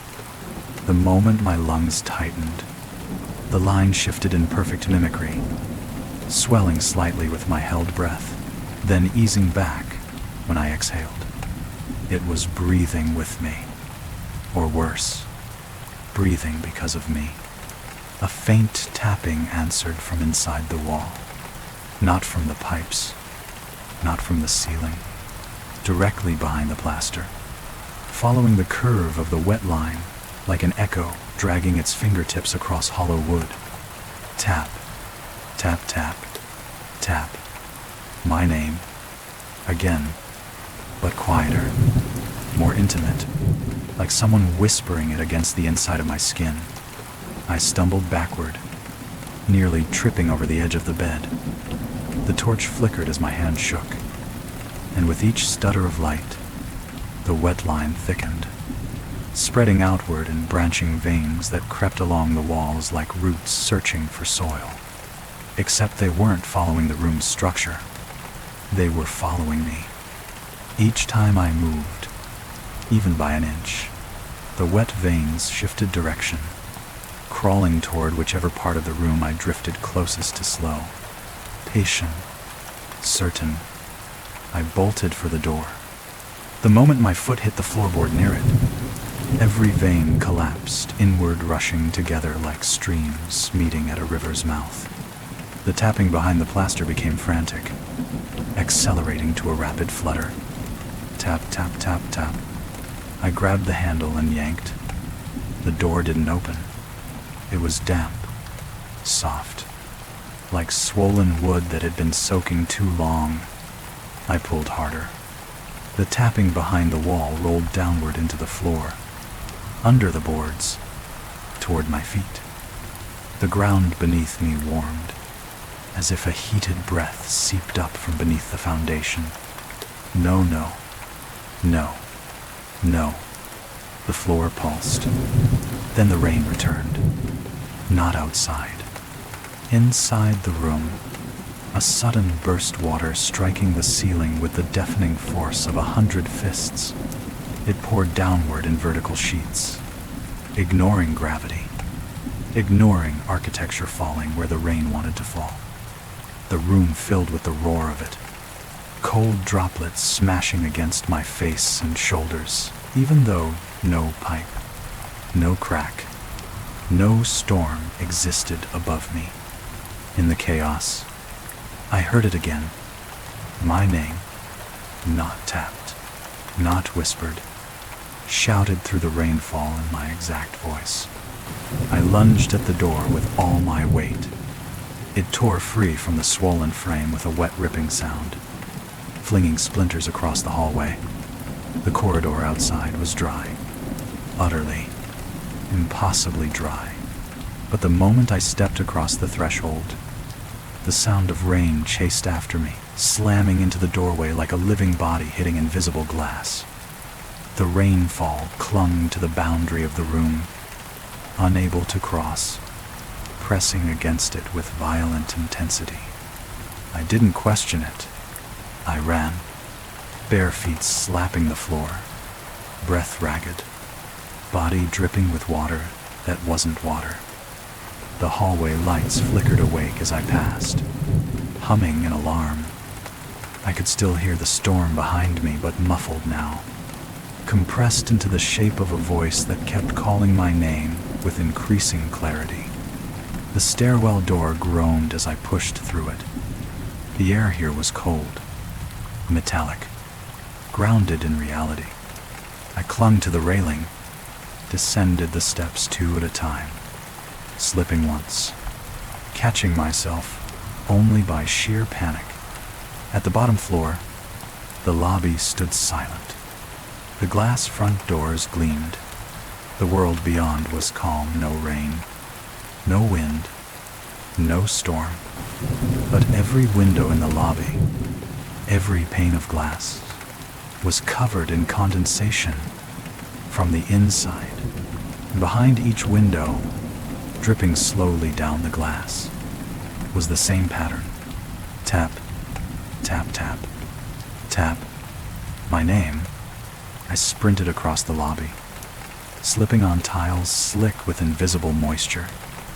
The front door resisted at first, cold metal stiff beneath my hands, but then gave way, swinging open with a hollow groan. Outside was dry, utterly dry. The sky a cool, cloudless gray. The sea gentle against the cliffs. No storm, no darkness, no rain, but the sound followed me. Soft at first, then stronger. Raindrops hitting stone where no rain fell. Hit, hit, hit, hit. My name again. I ran across the cliff path, lungs burning. The gravel crunched beneath my feet as though trying to warn me with every step. I didn't stop until I reached a massive boulder near the cliff edge, a place I could hide behind. Catch my breath. Think. The sound of rain stopped instantly. The silence slammed down like a weight. I leaned against the cold stone, chest heaving, heartbeat hammering against my ribs. My skin steamed faintly in the cool air, water evaporating into a mist that rose around me. The world was quiet again. No tapping, no voice, no rain. I closed my eyes, and in the darkness behind my eyelids, I heard it, a drip from inside my throat. Another from inside my chest, a soft, rhythmic patter falling downward, inside me, as if my lungs were collecting water. I inhaled sharply, and before I could stop myself, before I could even understand what was happening, my mouth clicked. Once, twice, then again, imitating rain, imitating the taps, speaking the rhythm back. And on the fourth tap, my lips shaped the first syllable of my own name. Without my permission, the fourth tap slipped from my lips before I could swallow it back. A hollow, delicate sound, not quite human, not quite water. It hung in the cold air in front of me like a breath I hadn't meant to release. I clamped a hand over my mouth, heart hammering, but the drip inside my chest didn't stop. It echoed upward, filling the hollow behind my sternum with the soft percussion of falling water. Something inside me was leaking. I leaned harder into the boulder, trying to calm my breathing. But every inhale felt wetter than the last, a thin trickle sliding down the inside of my lungs, pooling, shifting. Then I heard it, behind me, not from the room, not from the window, not from the storm that no longer existed, from the shadow cast by the boulder, stretching long across the gravel. A tap, then another, then two more, perfectly timed with my racing heartbeat. Tap, tap, tap, tap. My name. But this time, the rhythm didn't come from rain striking a surface. It came from impact, like footsteps, soft, bare, and soaking wet. I froze, unable to look. A breath, warm, damp, familiar, brushed the shell of my ear, though nothing stood beside me. Then a whisper formed, not outside my body, but vibrating through the water, gathering inside my lungs. You sound like me now. My throat tightened. The drip inside my chest quickened, rising into a patter that matched the phantom footsteps behind me. Tap, tap, tap. Tap, tap, tap. Closer. Synchronizing. I staggered forward, desperate to escape the shadow. But the moment I left it, my own shadow stretched across the ground in front of me, long, distorted, swaying like a figure made of falling water. And when I inhaled, my shadow exhaled, A soft, perfect tap struck the gravel between my feet, exactly in time with my next breath. I backed away slowly. My shadow followed, not delayed, not mirrored, anticipating me, moving half a second before I did, as though it had already learned the rhythm of my steps and was beginning to lead. A final tap landed at my heel. My name, uttered by my own lungs, not my mouth, followed it, and the rainless sky above me whispered in a voice shaped from my breath. Next time you open the window. Story 4. The echo that arrived before I spoke. The deeper we walked into the cavern system, the quieter the world became. No wind, no wildlife, just the faint, rhythmic drip of water falling from stalactites onto stone. It was the kind of silence that didn't simply surround you, it absorbed you. Even my own footsteps felt hesitant, swallowed before they could echo properly. I set down my pack near a narrow alcove, switching on my handheld recorder to test acoustics. The small red light blinked once, then steadied.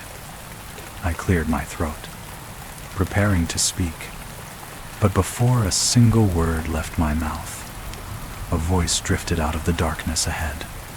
My voice, soft, low, perfectly matched. It said the exact sentence I had been about to say. Acoustic test. 1. I froze. The air shifted. A faint vibration traveled along the stone wall beside me, like the cave itself was breathing in anticipation. Then the voice came again.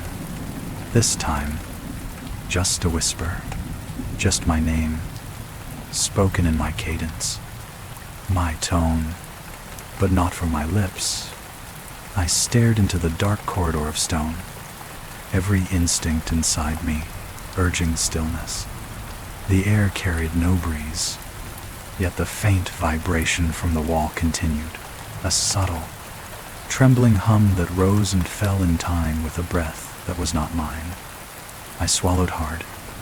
Hello, I whispered, but the cave answered before I finished forming the second syllable. He. My own voice echoed from somewhere ahead, crisp and sure, completing the sound just before I made it. The realization hit like cold water. It wasn't repeating me. It was predicting me. I stepped backward, boots scraping against grit. The sound traveled along the corridor, and a moment later I heard it again. My own footsteps, replayed perfectly, but a half second too early. Drip, drip. 2 droplets fell somewhere deep in the cave. Their echoes rang out in sharp, overlapping layers. The timing was wrong, misaligned, as if separate pieces of the cavern were trying to imitate one another but struggling to synchronize. I clicked my tongue experimentally. A soft tick bounced back, then a second, then a third, faster than I'd produced it, like the cave was practicing the sound. What is this? I muttered. Before I could finish the sentence, the darkness ahead whispered, "What is?" The last word never came. It waited on the tip of the echo, suspended, incomplete, as though the cave wanted me to finish it, so it could copy that too. A strange pressure built in the narrow passage, a density in the air that pushed gently against my chest. With every breath I took, I felt an answering breath shiver through the stone behind me, matching my rhythm with unnerving precision. I lifted my recorder closer to my mouth. Instantly, a faint rustle shifted deeper in the cave, like someone adjusting their own device, preparing to record me, recording myself. I tightened my grip. "No, you're not," the echo interrupted. This time not early, but layered over my voice, speaking through me. "No, you're It cut off, faltering at the last moment, as though it hadn't yet learned anger, or fear, or whatever emotion had crept into my tone. My torch flickered as if responding to the hesitation. A thin draft swept past my ankles, yet nothing in the cave should have been moving the air. We were far from the entrance. There were no open vents, no secondary exits, just solid limestone and pockets of darkness. I turned slightly, the beam catching the rough texture of the passage. The moment I moved, something else moved with me, not visually, not physically, but audibly. A scrape of stone, a quiet shift, a breath too close, like an invisible version of me was walking in parallel, half a step ahead, waiting for me to catch up to my own echo. I whispered into the darkness, half challenge, half terror. Say something I'm not thinking. Silence. Then, a laugh. My laugh. But wrong. Too smooth. Too anticipatory. It slipped along the cavern walls and settled right behind my ear. The laugh clung to the cavern walls long after it should have faded, stretched thin, pulled taut, warped into something more like a chorus than a single voice. My voice, drawn out, examined, replicated. I gripped my torch tighter, forcing myself to keep breathing evenly. But even my breaths refused to belong solely to me. Each inhale echoed a heartbeat too soon. Each exhale seemed to return before I released it. The cave wasn't repeating me. It was practicing me.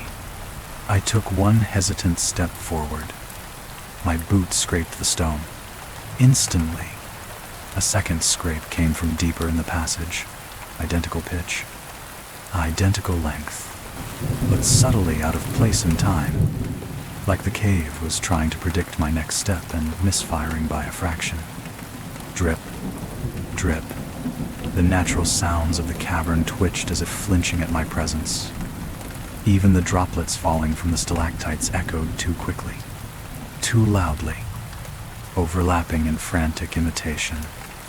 The deeper I listened, the more I realized they were not falling randomly. The echoes were learning the pattern of one another.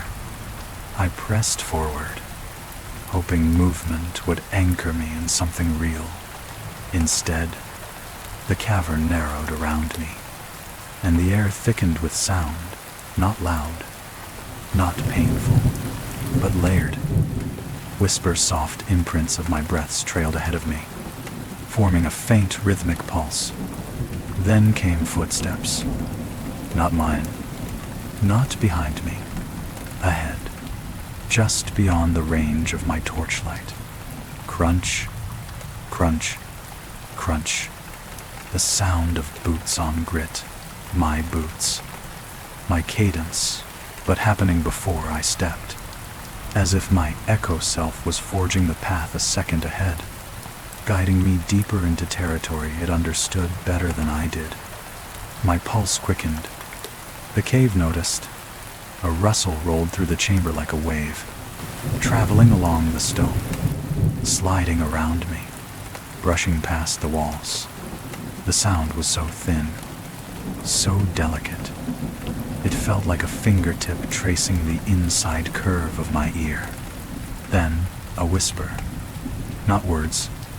A rehearsal of words. A long inhale. An uncertain shaping of vowels. A low murmur. The beginning of my speech pattern looping clumsily.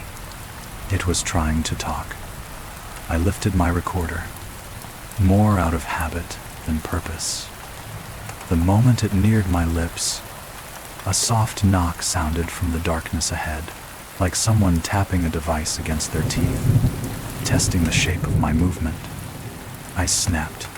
Stop that. But the response overlapped and overpowered me, arriving a split second earlier. Stop. My own words, spoken prematurely, perfectly, without hesitation, My throat tightened. My echo didn't just know what I was going to say. It knew how I would feel when I said it.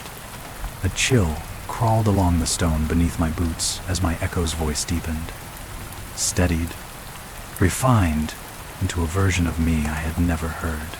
Confident, composed, almost amused. Footsteps circled me. No, not footsteps. Their sound, projecting from nowhere, shifting like invisible reflections gliding over the floor. The shadows around me pulsed. My torchlight flickered. For a heartbeat, I saw it. A humanoid outline. Not a body, but a distortion in the air, shaped by trembling vibrations, like a figure sculpted out of sound waves. Its edges rippled in sync with my breaths, forming shoulders, arms, the faint angle of a head. Then it leaned forward, without moving, just a shift in resonance, a tightening of frequencies, and breathed. The breath wasn't warm or cold. It was tonal, a low hum, woven from the faint tremor of my own voice. It whispered, "You're slow." I backed away. The sound followed, not in my direction, ahead of me, anticipating where fear would drive me. Torch shaking, I turned down a narrower passage, hoping the tight walls would choke the noise. But the stone only amplified my echo, feeding it more surfaces to bounce from. The hum behind me split into two, then three, then a chorus, each layer a slightly improved version of my voice, tuning itself, refining itself, building the ideal version of me. A perfect echo, a rehearsed echo, an echo that wanted to go first. Then the passage widened abruptly, opening into a hollow chamber. My footsteps halted at the edge, echoing into the emptiness. Only one echo returned, not mine. It said, "Finally." The chamber swallowed my footsteps as though it had been waiting for years for me to enter. My torch beam wavered across the open space, a wide dome of stone. Smooth in some places, fractured in others, as if carved partly by nature, partly by something else. The echo that had greeted me, that version of my voice, drifted through the chamber again. No longer hesitant or experimental. This time it was confident, purposeful. Finally, it repeated, not as a reflection, but as a presence. I stepped forward, breath tight in my chest. The cavern inhaled with me. A sound, my inhale, emerged from the opposite side of the chamber. Perfectly timed, but too soon. Ahead of me. "Show yourself," I whispered, but the response arrived instantly, slipping across the stone like a blade. Show yourself, not in question, in command. Something shifted above me, a flurry of tiny echoes, like pebbles falling in reverse, rose from the floor to the ceiling.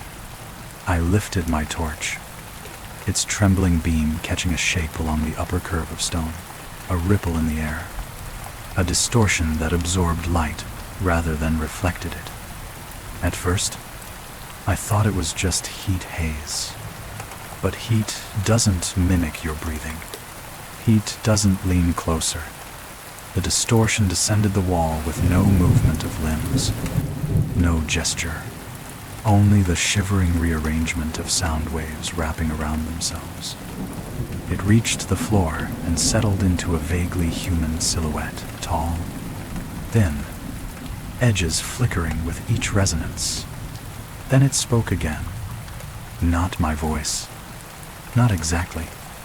A version of my voice that had been edited, sharpened, polished. A voice that didn't hitch on fear. A voice that didn't waver. "Why are you late?" it asked. The question hit me like a stone to the chest. I opened my mouth to answer, and I know. It cut in, spoken before I spoke, reacting before I reacted. It stepped forward without stepping, gliding across stone as though it were being pulled on a string. Every shift in its form was accompanied by a soft crack of pressure, like a throat clearing itself without a body. My throat tightened. A faint answer rose inside me, a reflex to speak, to defend myself. But the echo beat me to it. I understand, it murmured. I hadn't spoken. I hadn't even decided what I wanted to say. The sound creature cocked its head, or rather, the pattern of vibrations along its upper half bent in that direction. It was learning me faster. Stop, I whispered. Stop. It echoed, not repeating, but overriding. Its voice collided with mine, swallowing the final consonant, drawing it out into a tone that felt like it tugged the air from my lungs. Something inside my chest fluttered in response, like my own breath was being rehearsed by something just behind it. I backed away. The echo moved closer. When I lifted my torch, the creature's edges trembled violently, as if the beam were revealing more of it than it wanted. For the first time, its form sharpened, the rough outline of a face emerging in the flickering resonance. Features almost mine, almost, but not born from flesh, born from sound. A mouth-shaped ripple opened where its mouth might have been. I can walk out first, it said. The same words from the earlier recording, not copied, perfected. The chamber vibrated with the sentence. Stone humming under my boots.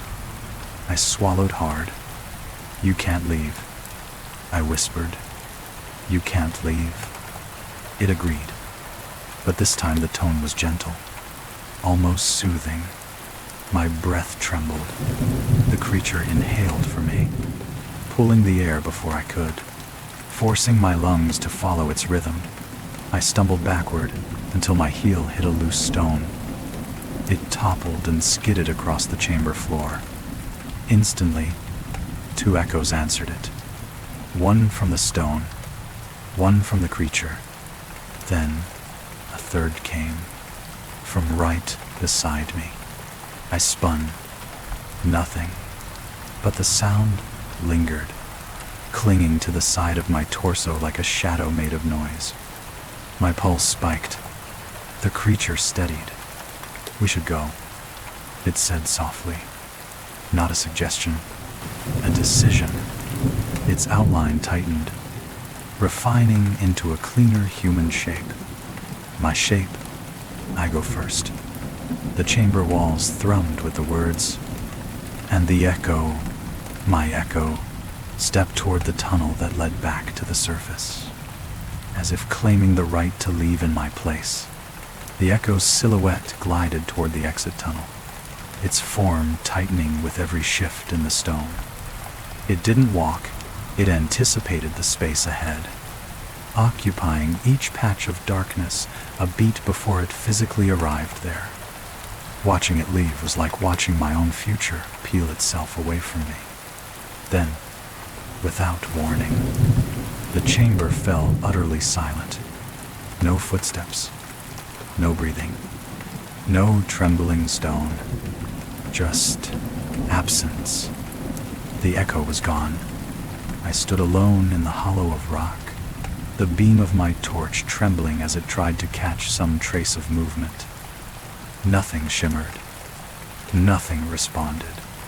Even the oppressive pressure in the air had thinned, easing off my chest and allowing a breath that felt fully my own for the first time in minutes. My knees softened with relief. I tested my voice. Hello.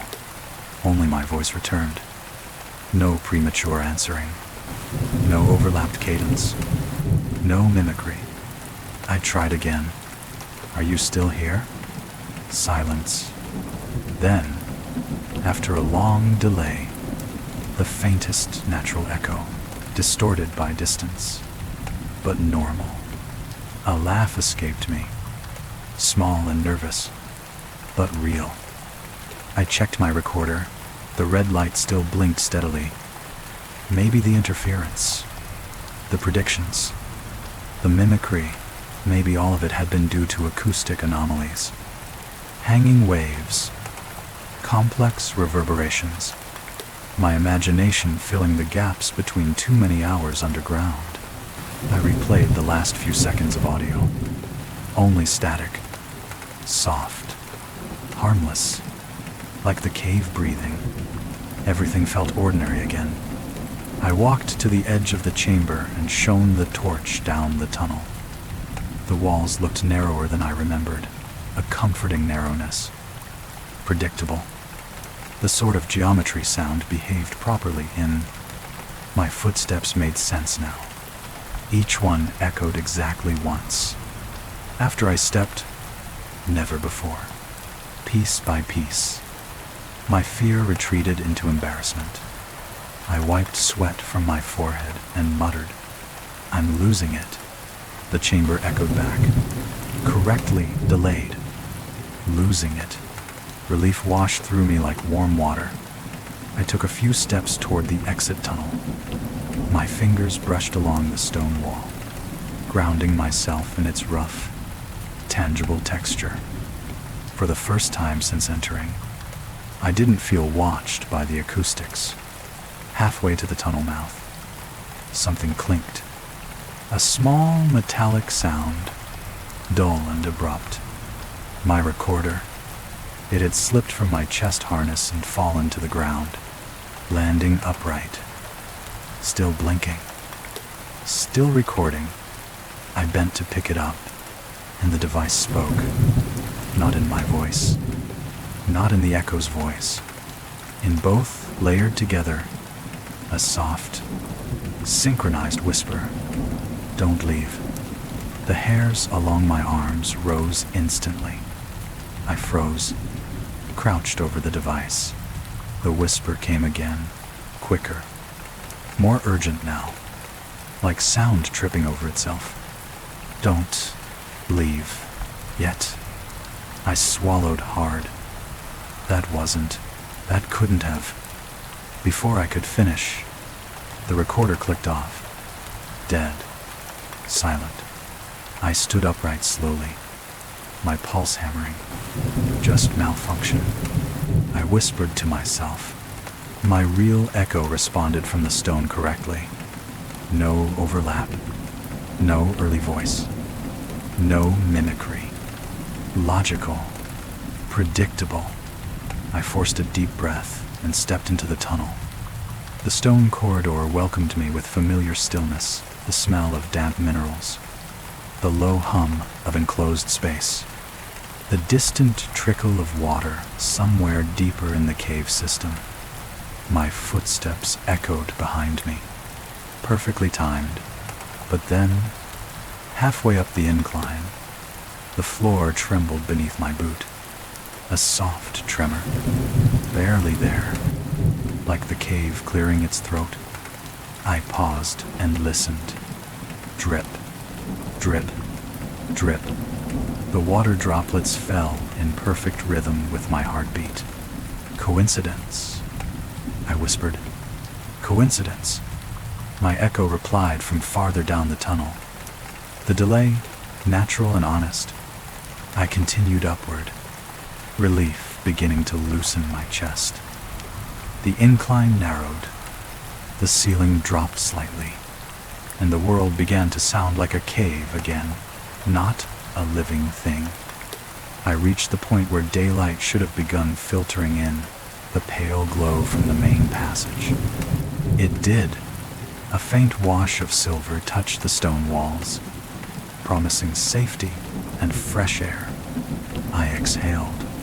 Deep, steady, a breath holy, beautifully mine.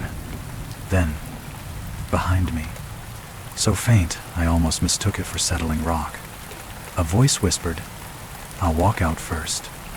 My voice, but not from the chamber. Not from the tunnel, not from the cave at all. From exactly where my next step was supposed to land.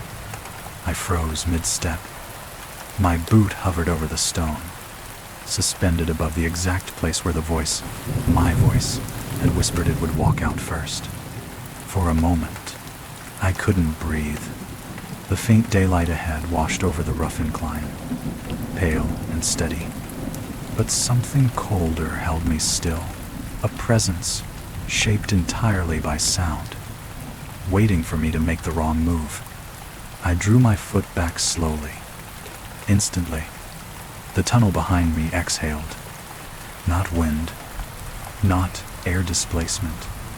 A sound, a long, low hum vibrating through the stone like a throat clearing itself, readying for speech. My throat tightened in reflex. The sound tightened with it. I took one step backward, deeper into the tunnel. A second, heavier footstep answered, ahead of me, toward the exit. Someone, something, was imitating my movement, but removing the delay. My echo wasn't waiting anymore. It was leading. No, I whispered. No, you stay where... My echo's voice cut through the dim light, finishing the sentence 2 beats before I did. You stay where... Its tone was perfectly calm. Too calm. I angled my torch down the incline, expecting empty rock, but the beam stuttered violently, as if passing through a field of static. The air directly ahead rippled, not visibly, but audibly. A soft, choking distortion shivered through the space as though a body made of tension alone waited there. Vibrating in anticipation, the sound warped again, stretching into a low imitation of breath. My breath? Don't, it murmured. Then the sound of my own boots slamming down on the next step thundered through the tunnel, but I hadn't moved. The stone cracked under the phantom weight. Dust sifted into the beam of my torch. Something invisible had just walked past me, out of the tunnel, toward the light. No, I lunged forward instinctively, reaching toward the faint daylight beyond. The moment my weight shifted, the walls shrieked, not mechanically, but vocally. Every surface in the tunnel vibrated with an urgent, discordant blast of sound, my own voice shouting from 10 different moments of fear. Panic, confusion, all overlapped. Each echo clawed at my mind, trying to fragment my sense of time into pieces it could use. I staggered to the side, slamming into cold stone. The noise didn't fade. Hello, I'm delighted to assist you with our voice services. Choose a voice that resonates with you, and let's begin our creative audio journey together. I stumbled upward, pushing myself toward the exit. The air thinned as I neared the light, but so did the sound. The tunnel no longer amplified the echo's voice. The oppressive resonance faltered, weakening in the widening space. The light grew brighter, brighter still. Just a few more steps. Then the echo's voice sounded from behind me, far down the tunnel. You're too slow. I turned. A shape, faint as breath on glass, pulsed deep in the darkness. My outline, my height, my movement. A shimmering vertical smear of sound waves holding my posture like a puppet made of resonance. It raised an arm. My arm. Half a second before I did, I jerked mine back, breaking the synchrony. The creature shuddered sharply, its form splintering into crackling distortions. I realized then, it needed my rhythm to remain whole, so I broke it.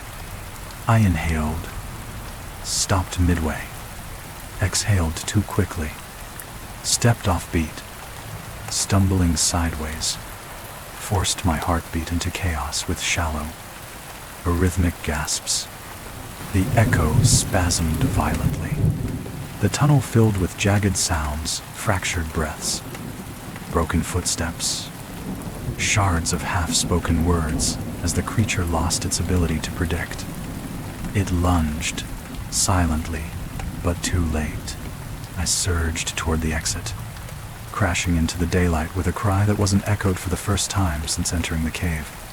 Fresh air slammed into my lungs. The sky spread open above me. The world felt real again.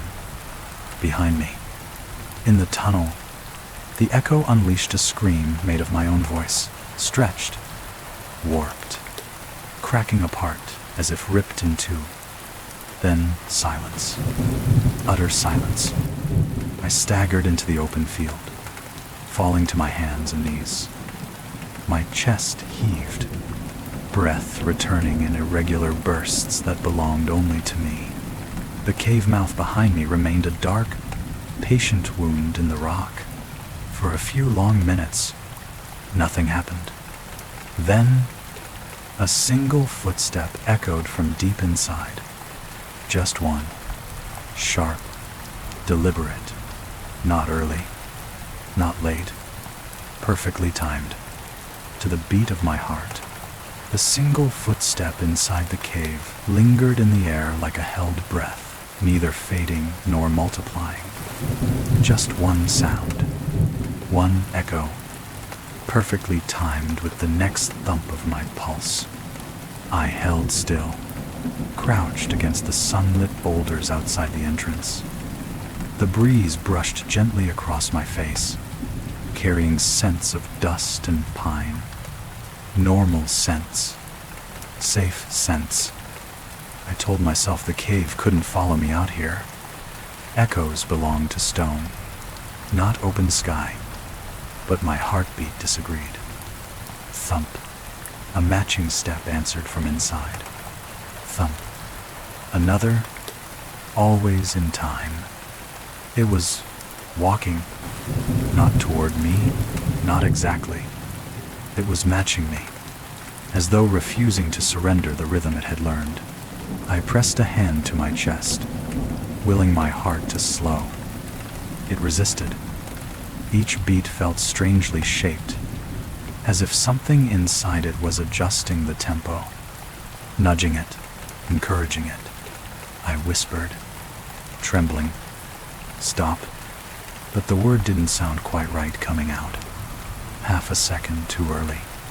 My lips had moved late, as though the echo had spoken for me. A cold ripple slid down my spine.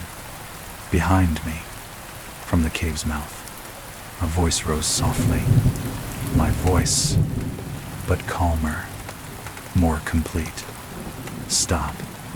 The echo's version arrived first. Mine followed belatedly, like I was the one repeating it now.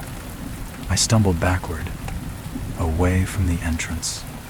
The sunlight should have swallowed the sound, should have broken its reach, but instead, the echo stepped neatly into the brightness. Not as a shape, but as a vibration that shimmered faintly through the warm air. I didn't see a body. I saw my outline, traced in trembling sound, rising from the shadow at my feet, like a reflection deciding it no longer needed a mirror. My shadow twitched, not in sync with me, but a moment ahead. My heartbeat followed it. My breath followed it. My thoughts leaned toward it. The echo whispered again, gentle as a hand settling on my shoulder. "I told you I'd leave first." Then, impossibly, it exhaled, and my lungs copied the motion before I had the chance to breathe. Story 5. The library that whispered what I hadn't read yet. I wasn't supposed to still be there after closing, but the librarian had taken one look at my stack of notes and quietly handed me the after-hours key. "Lock up when you're done," he'd murmured, and disappeared into the night. The library felt different without people. No murmured conversations. No shuffling feet. Just the soft tick of an old clock on the far wall. The faint buzz of tired yellow lamps. and the dry, papery smell of pages that had been turned by hands long gone. I chose a table near the back, where the shelves grew taller and the shadows heavier. When I opened the first book, its spine creaked like it had something to say before I made it. Dust lifted in a thin breath. I turned to the first chapter.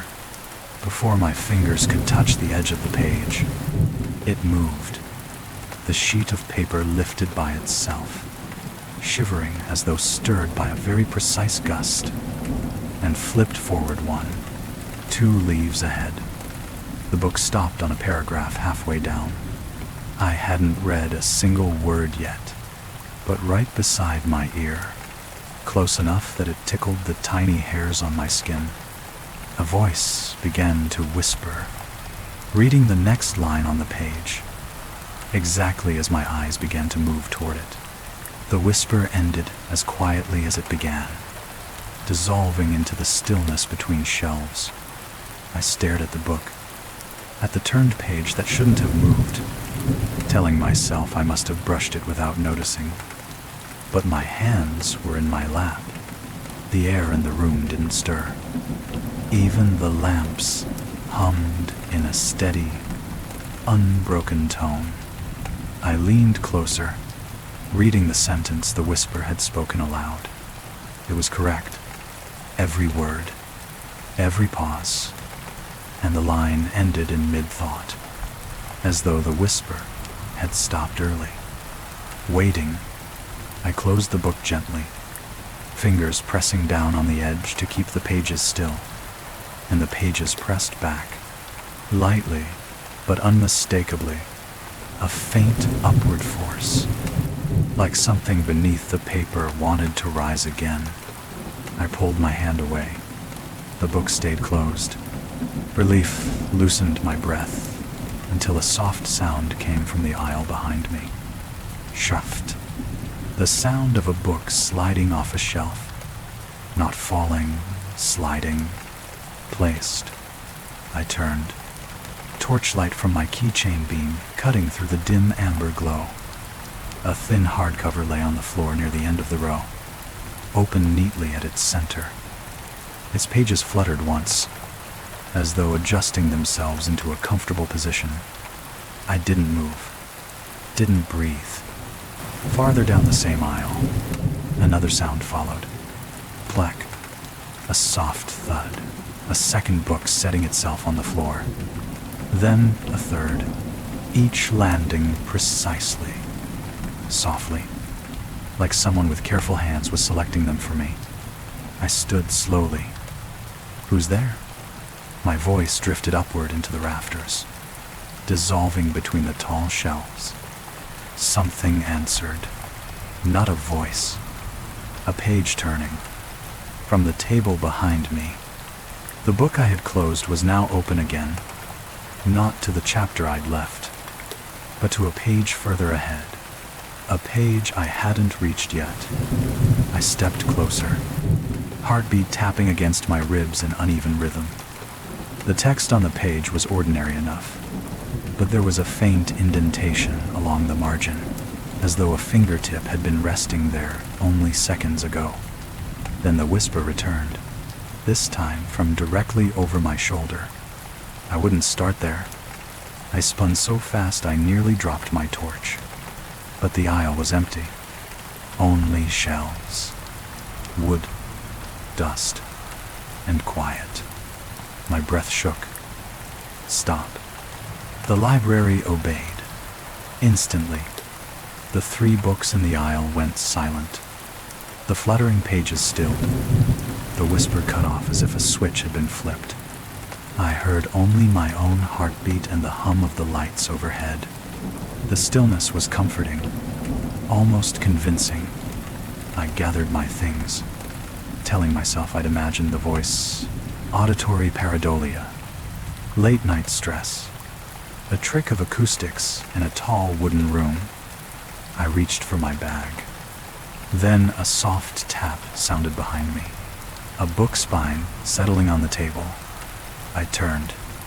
The book I'd been reading had closed itself, neatly, slowly, like a polite hand returning something it no longer needed us, and lying beside it, perfectly centered, was another book, one I hadn't taken from any shelf. Its cover blank, its pages clean, except for the first line, handwritten in fresh ink, "Don't leave yet." The ink on the page gleamed as though still drying. I didn't touch it, didn't dare. The air in the reading room had taken on a strange density, like the weight of hundreds of unread words had settled around me, pressing gently against my temples. Even the silence sounded different now, full of tiny breaths and shifting fibers. I stepped back from the table. At once, every book on the nearest shelf quivered, not violently, subtly, like pages inhaling. A ripple of movement passed along the row, each book vibrating in place with a faint rustling whisper. Their pages fluttered microscopically, as though they were silently mouthing rehearsed words. "No," I whispered. The shelves answered. A page turned somewhere deep in the stacks. Then another, then another. The sound built into a quiet, methodical rhythm, not chaotic like wind-blown pages, but deliberate, anticipatory. It felt like the library was preparing itself, warming up its voice. I tried to steady my breath. Bad idea. The moment my lungs filled, every book in the room reacted, a soft shift of pages lifting in unison, mirroring the expansion of my chest. The air around me shifted, stirred by the movement of countless sheets of paper aligning themselves to the pace of my breathing.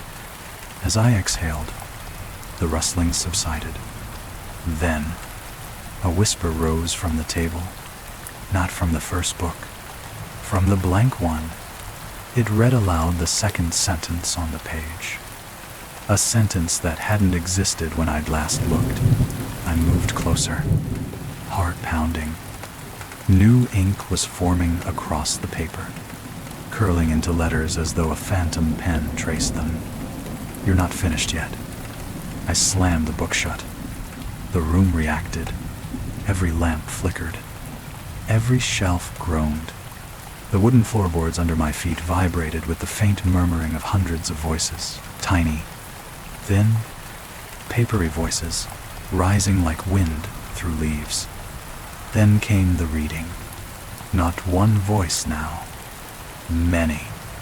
Whispers overlapping. Layered. Approaching harmony. They read lines aloud from books I hadn't opened, titles on distant shelves. Forgotten manuals. Children's fables. Travel journals. Personal diaries. All speaking at once in a strange, shifting chorus. But none of them read present text. They read text that had not yet been written on the pages. Prophecies of ink. Fragments of sentences forming in midair just ahead of my eyes. He steps back. His pulse accelerates. He wonders if he should run. I stumbled back instinctively. The moment my foot touched the floor, a dozen books blurted out together. He steps back. Their timing was flawless. My breath hitched. He wonders if he should run. He wonders if he should. The voices tangled, glitching, as though competing for the correct phrasing. "Stop," I shouted. The sound froze. The pages stilled. Silence poured in, thick and immediate. For 3 heartbeats, the library behaved. Then a single, solitary sound echoed through the room. Tick, from the old wall clock. Only. The minute hand hadn't moved. Another tick. Another. Too fast. Too deliberate. I realized then the sound wasn't coming from the clock. It was coming from behind me. A book had opened itself on the table. Slowly. Reverently, and its pages began turning on their own, aligning with each tick, each precise motion matching the rhythm of my heartbeat. One page flipped, then another, then a third, and on the newest page, fresh ink formed in a thin, crawling line. He looks over his shoulder. The whisper that followed came from the shelf at my back, impossibly close. Now. I didn't turn around immediately. The word now lingered in the air like a fingertip resting on my spine. Gentle, but insistent. Every instinct in me screamed to stay still, to hold my breath, to pretend the library was only wood and paper again. But the silence that followed wasn't empty. It leaned. I slowly turned my head. A book on the shelf behind me had edged forward, not fallen, not tipped, edged, as if someone had nudged it with careful precision. The spine faced me, trembling with a faint internal vibration. A whisper bled from the pages. He turns his head. I jerked back a step. Instantly, pages all across the room fluttered in a ripple, like a flock of birds startled at once. The whispering grew louder, dozens of thin voices reading lines from books scattered across the shelves. Not random excerpts, descriptions of me, my posture, my breath, the tilt of my wrist holding the torch. Each line arrived just before I actually moved. He lifts his arm. He tightens his fingers. He looks at the door. I tore my gaze away from the shelves and found the blank book on the table open again. Its pages turned slowly, methodically, as if guided by invisible hands. A new line appeared in wet ink. He takes a step forward. I hadn't moved yet, but the room expected me to, waited for me to. The page twitched. The ink jittered, like the sentence was impatiently adjusting itself to match me. I shook my head. No, I'm not doing that. A rustle answered from the shelves, not aggressive, but corrective, like the turning of 1,000 dictionary pages trying to select a more suitable verb. Then the library spoke in unison, soft and coordinated. He hesitates. The air shifted. The lamps dimmed. The wooden beams above creaked with the weight of the word. I stepped backward instinctively, toward the exit. A single, sharp slap echoed through the room as a heavy tome dropped to the floor in front of the doorway, blocking the path. My breath caught. The blank book wrote again. He chooses another way, as if the library had decided for me. The whispering intensified. Pages flipping faster, louder, the cadence rising to a pitch that bordered on excitement. A chorus of anticipatory breaths. Sentences forming faster than I could read them. He flinches. He doubts. He swallows. Stop, I shouted. Everything froze. Every page, every whisper, even the lamps steadied. The sudden stillness was so complete, I almost believed I'd regained control. Almost. Then, a soft tap echoed from deep within the restricted archives, the forbidden stacks beyond a half-opened wooden door. A second tap followed. A third. Steady. Rhythmic. Beckoning. The blank book flipped a page. Lines appeared rapidly. He goes to the archives. He must see. He must read what reads him. I shook my head violently. No. I'm leaving. The ink scratched itself into a new line before I finished the sentence. He lies. Cold ran down my spine. Behind me, something moved within the restricted section. Not a person, not a shadow, but the sound of many pages lifting at once, rotating toward the aisle as though the entire archive had turned its attention. I stepped toward the main door. The restricted door hinge groaned, a wet, dragging sound, and swung open wider. A book slid across the floor toward me, stopping precisely at my toes. Its cover peeled back like a mouth forming a word. Inside, a single line sat waiting. He enters. I stumbled away from it. Immediately, the air filled with whispering, dozens of frantic narrators scrambling to adjust their predictions, correcting themselves mid-sentence, arguing softly in overlapping phrases. One whisper settled above the rest. Steady, confident. He will enter. The lamps dimmed to a warm, suffocating glow. Then, from the forbidden dark, a deeper voice emerged, unlike the thin, papery ones. Not a whisper, not a prediction, a command. Come, there are pages of you unwritten. The entire library inhaled. My next step was already being narrated.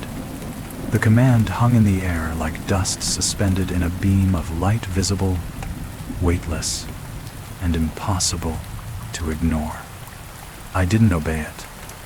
I couldn't.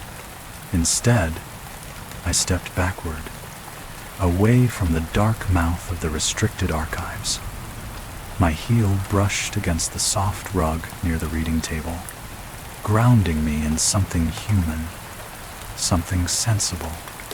Instantly, the whispers died. Not faded, died. Cut clean, as though someone had clamped a hand over the mouth of the entire room. The lamps brightened to their old, flickering yellow glow. The shelves stilled. The pages lowered themselves without another sound. For several long breaths, the library behaved as it should have from the beginning, a quiet, dusty refuge for tired researchers. Even the old clock returned to its natural rhythm, ticking once every 60 seconds instead of mirroring my heartbeat. It was over, or so I desperately needed to believe. I forced myself to inhale deeply, feeling my chest loosen for the first time in what felt like an hour. The air smelled of paper and binding glue. Nothing more. No ink-thick breath. No rustle of anticipation. Just nerves. I whispered. No echo. Just me. I gathered my backpack, slipping notebooks inside, stacking my borrowed texts carefully. With each small, ordinary movement I made, the shelves stayed silent, as if grateful I had resumed the expected rhythm of a late-night library user preparing to leave. It made sense. Everything earlier had been stress, imagination, the natural acoustics of an old wooden building. I almost laughed at myself as I snapped the buckle on my bag. Then something nudged my attention. The blank book, still lying on the table, still closed, completely still. I approached cautiously and flipped it open with one fingertip. The page was empty, utterly blank, as if no ink had ever touched it. Whatever messages it had shown me, whatever things it had predicted, they were gone. My body exhaled a long, trembling breath of relief. I closed the book and gently slid it aside. A strange fluke, I told myself. Some forgotten journal, or my mind filling gaps. I reached for the table lamp to turn it off, and paused. Something on the wood caught my eye, a faint mark, almost invisible unless the light hit it at the right angle.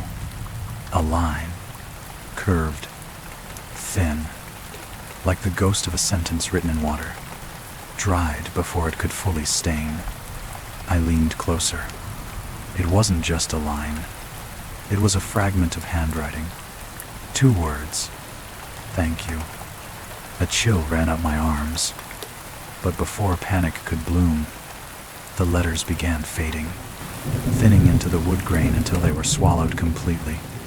As though the message had never existed, I shook my head, refusing to let fear return. The room was calm now, silent, completely under my control. I grabbed my bag and walked toward the exit. Halfway to the door, I felt a breath of cool air brush my cheek, just the draft from the old ventilation shaft. I kept going, hand on the doorknob. I allowed myself one final look back at the reading room. Everything stood exactly where it should. Chairs tucked in, books precisely shelved, lights steady. No movement, no whispers. Then I saw it. On the table where the blank book had rested, a book was lying there again. Not the blank one, a different one. Its cover a deep green I hadn't noticed anywhere on the shelves earlier.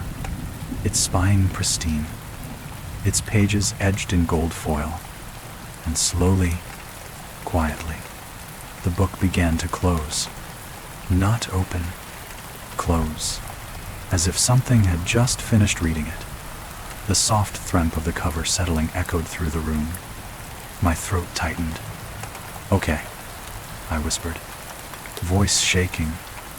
"That's enough for tonight." I turned the knob. The door opened without resistance. A welcome rush of cooler hallway air meeting my face. My foot crossed the threshold.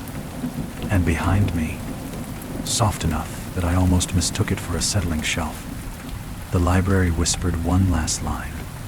"Leaving already." The door shut on its own, hard. The door slammed behind me with a force that rattled the old brass knob. The echo of it rolled down the empty hallway like a wooden heartbeat, steady and suffocating. I spun around and gripped the handle, twisting hard, locked. I tried again, still locked. My breath fogged the glass of the door's small viewing pane as I stared back into the reading room. At first, everything appeared unchanged, just shelves, lights, and dust suspended in quiet amber. Then the books began to open, not all at once, not violently, but deliberately, row by row. A whispering bloom, covers lifting with soft sighs, pages spreading like wings, lines of ink shimmering as though waking from sleep. I stumbled back from the window. The whispering rose not from a single point, but from everywhere. A gentle chorus of pages grazing against air. Then they began to read. Dozens of voices, thin, papery, rhythmic. They weren't reading old stories now. They weren't reading predictions. They were reading me.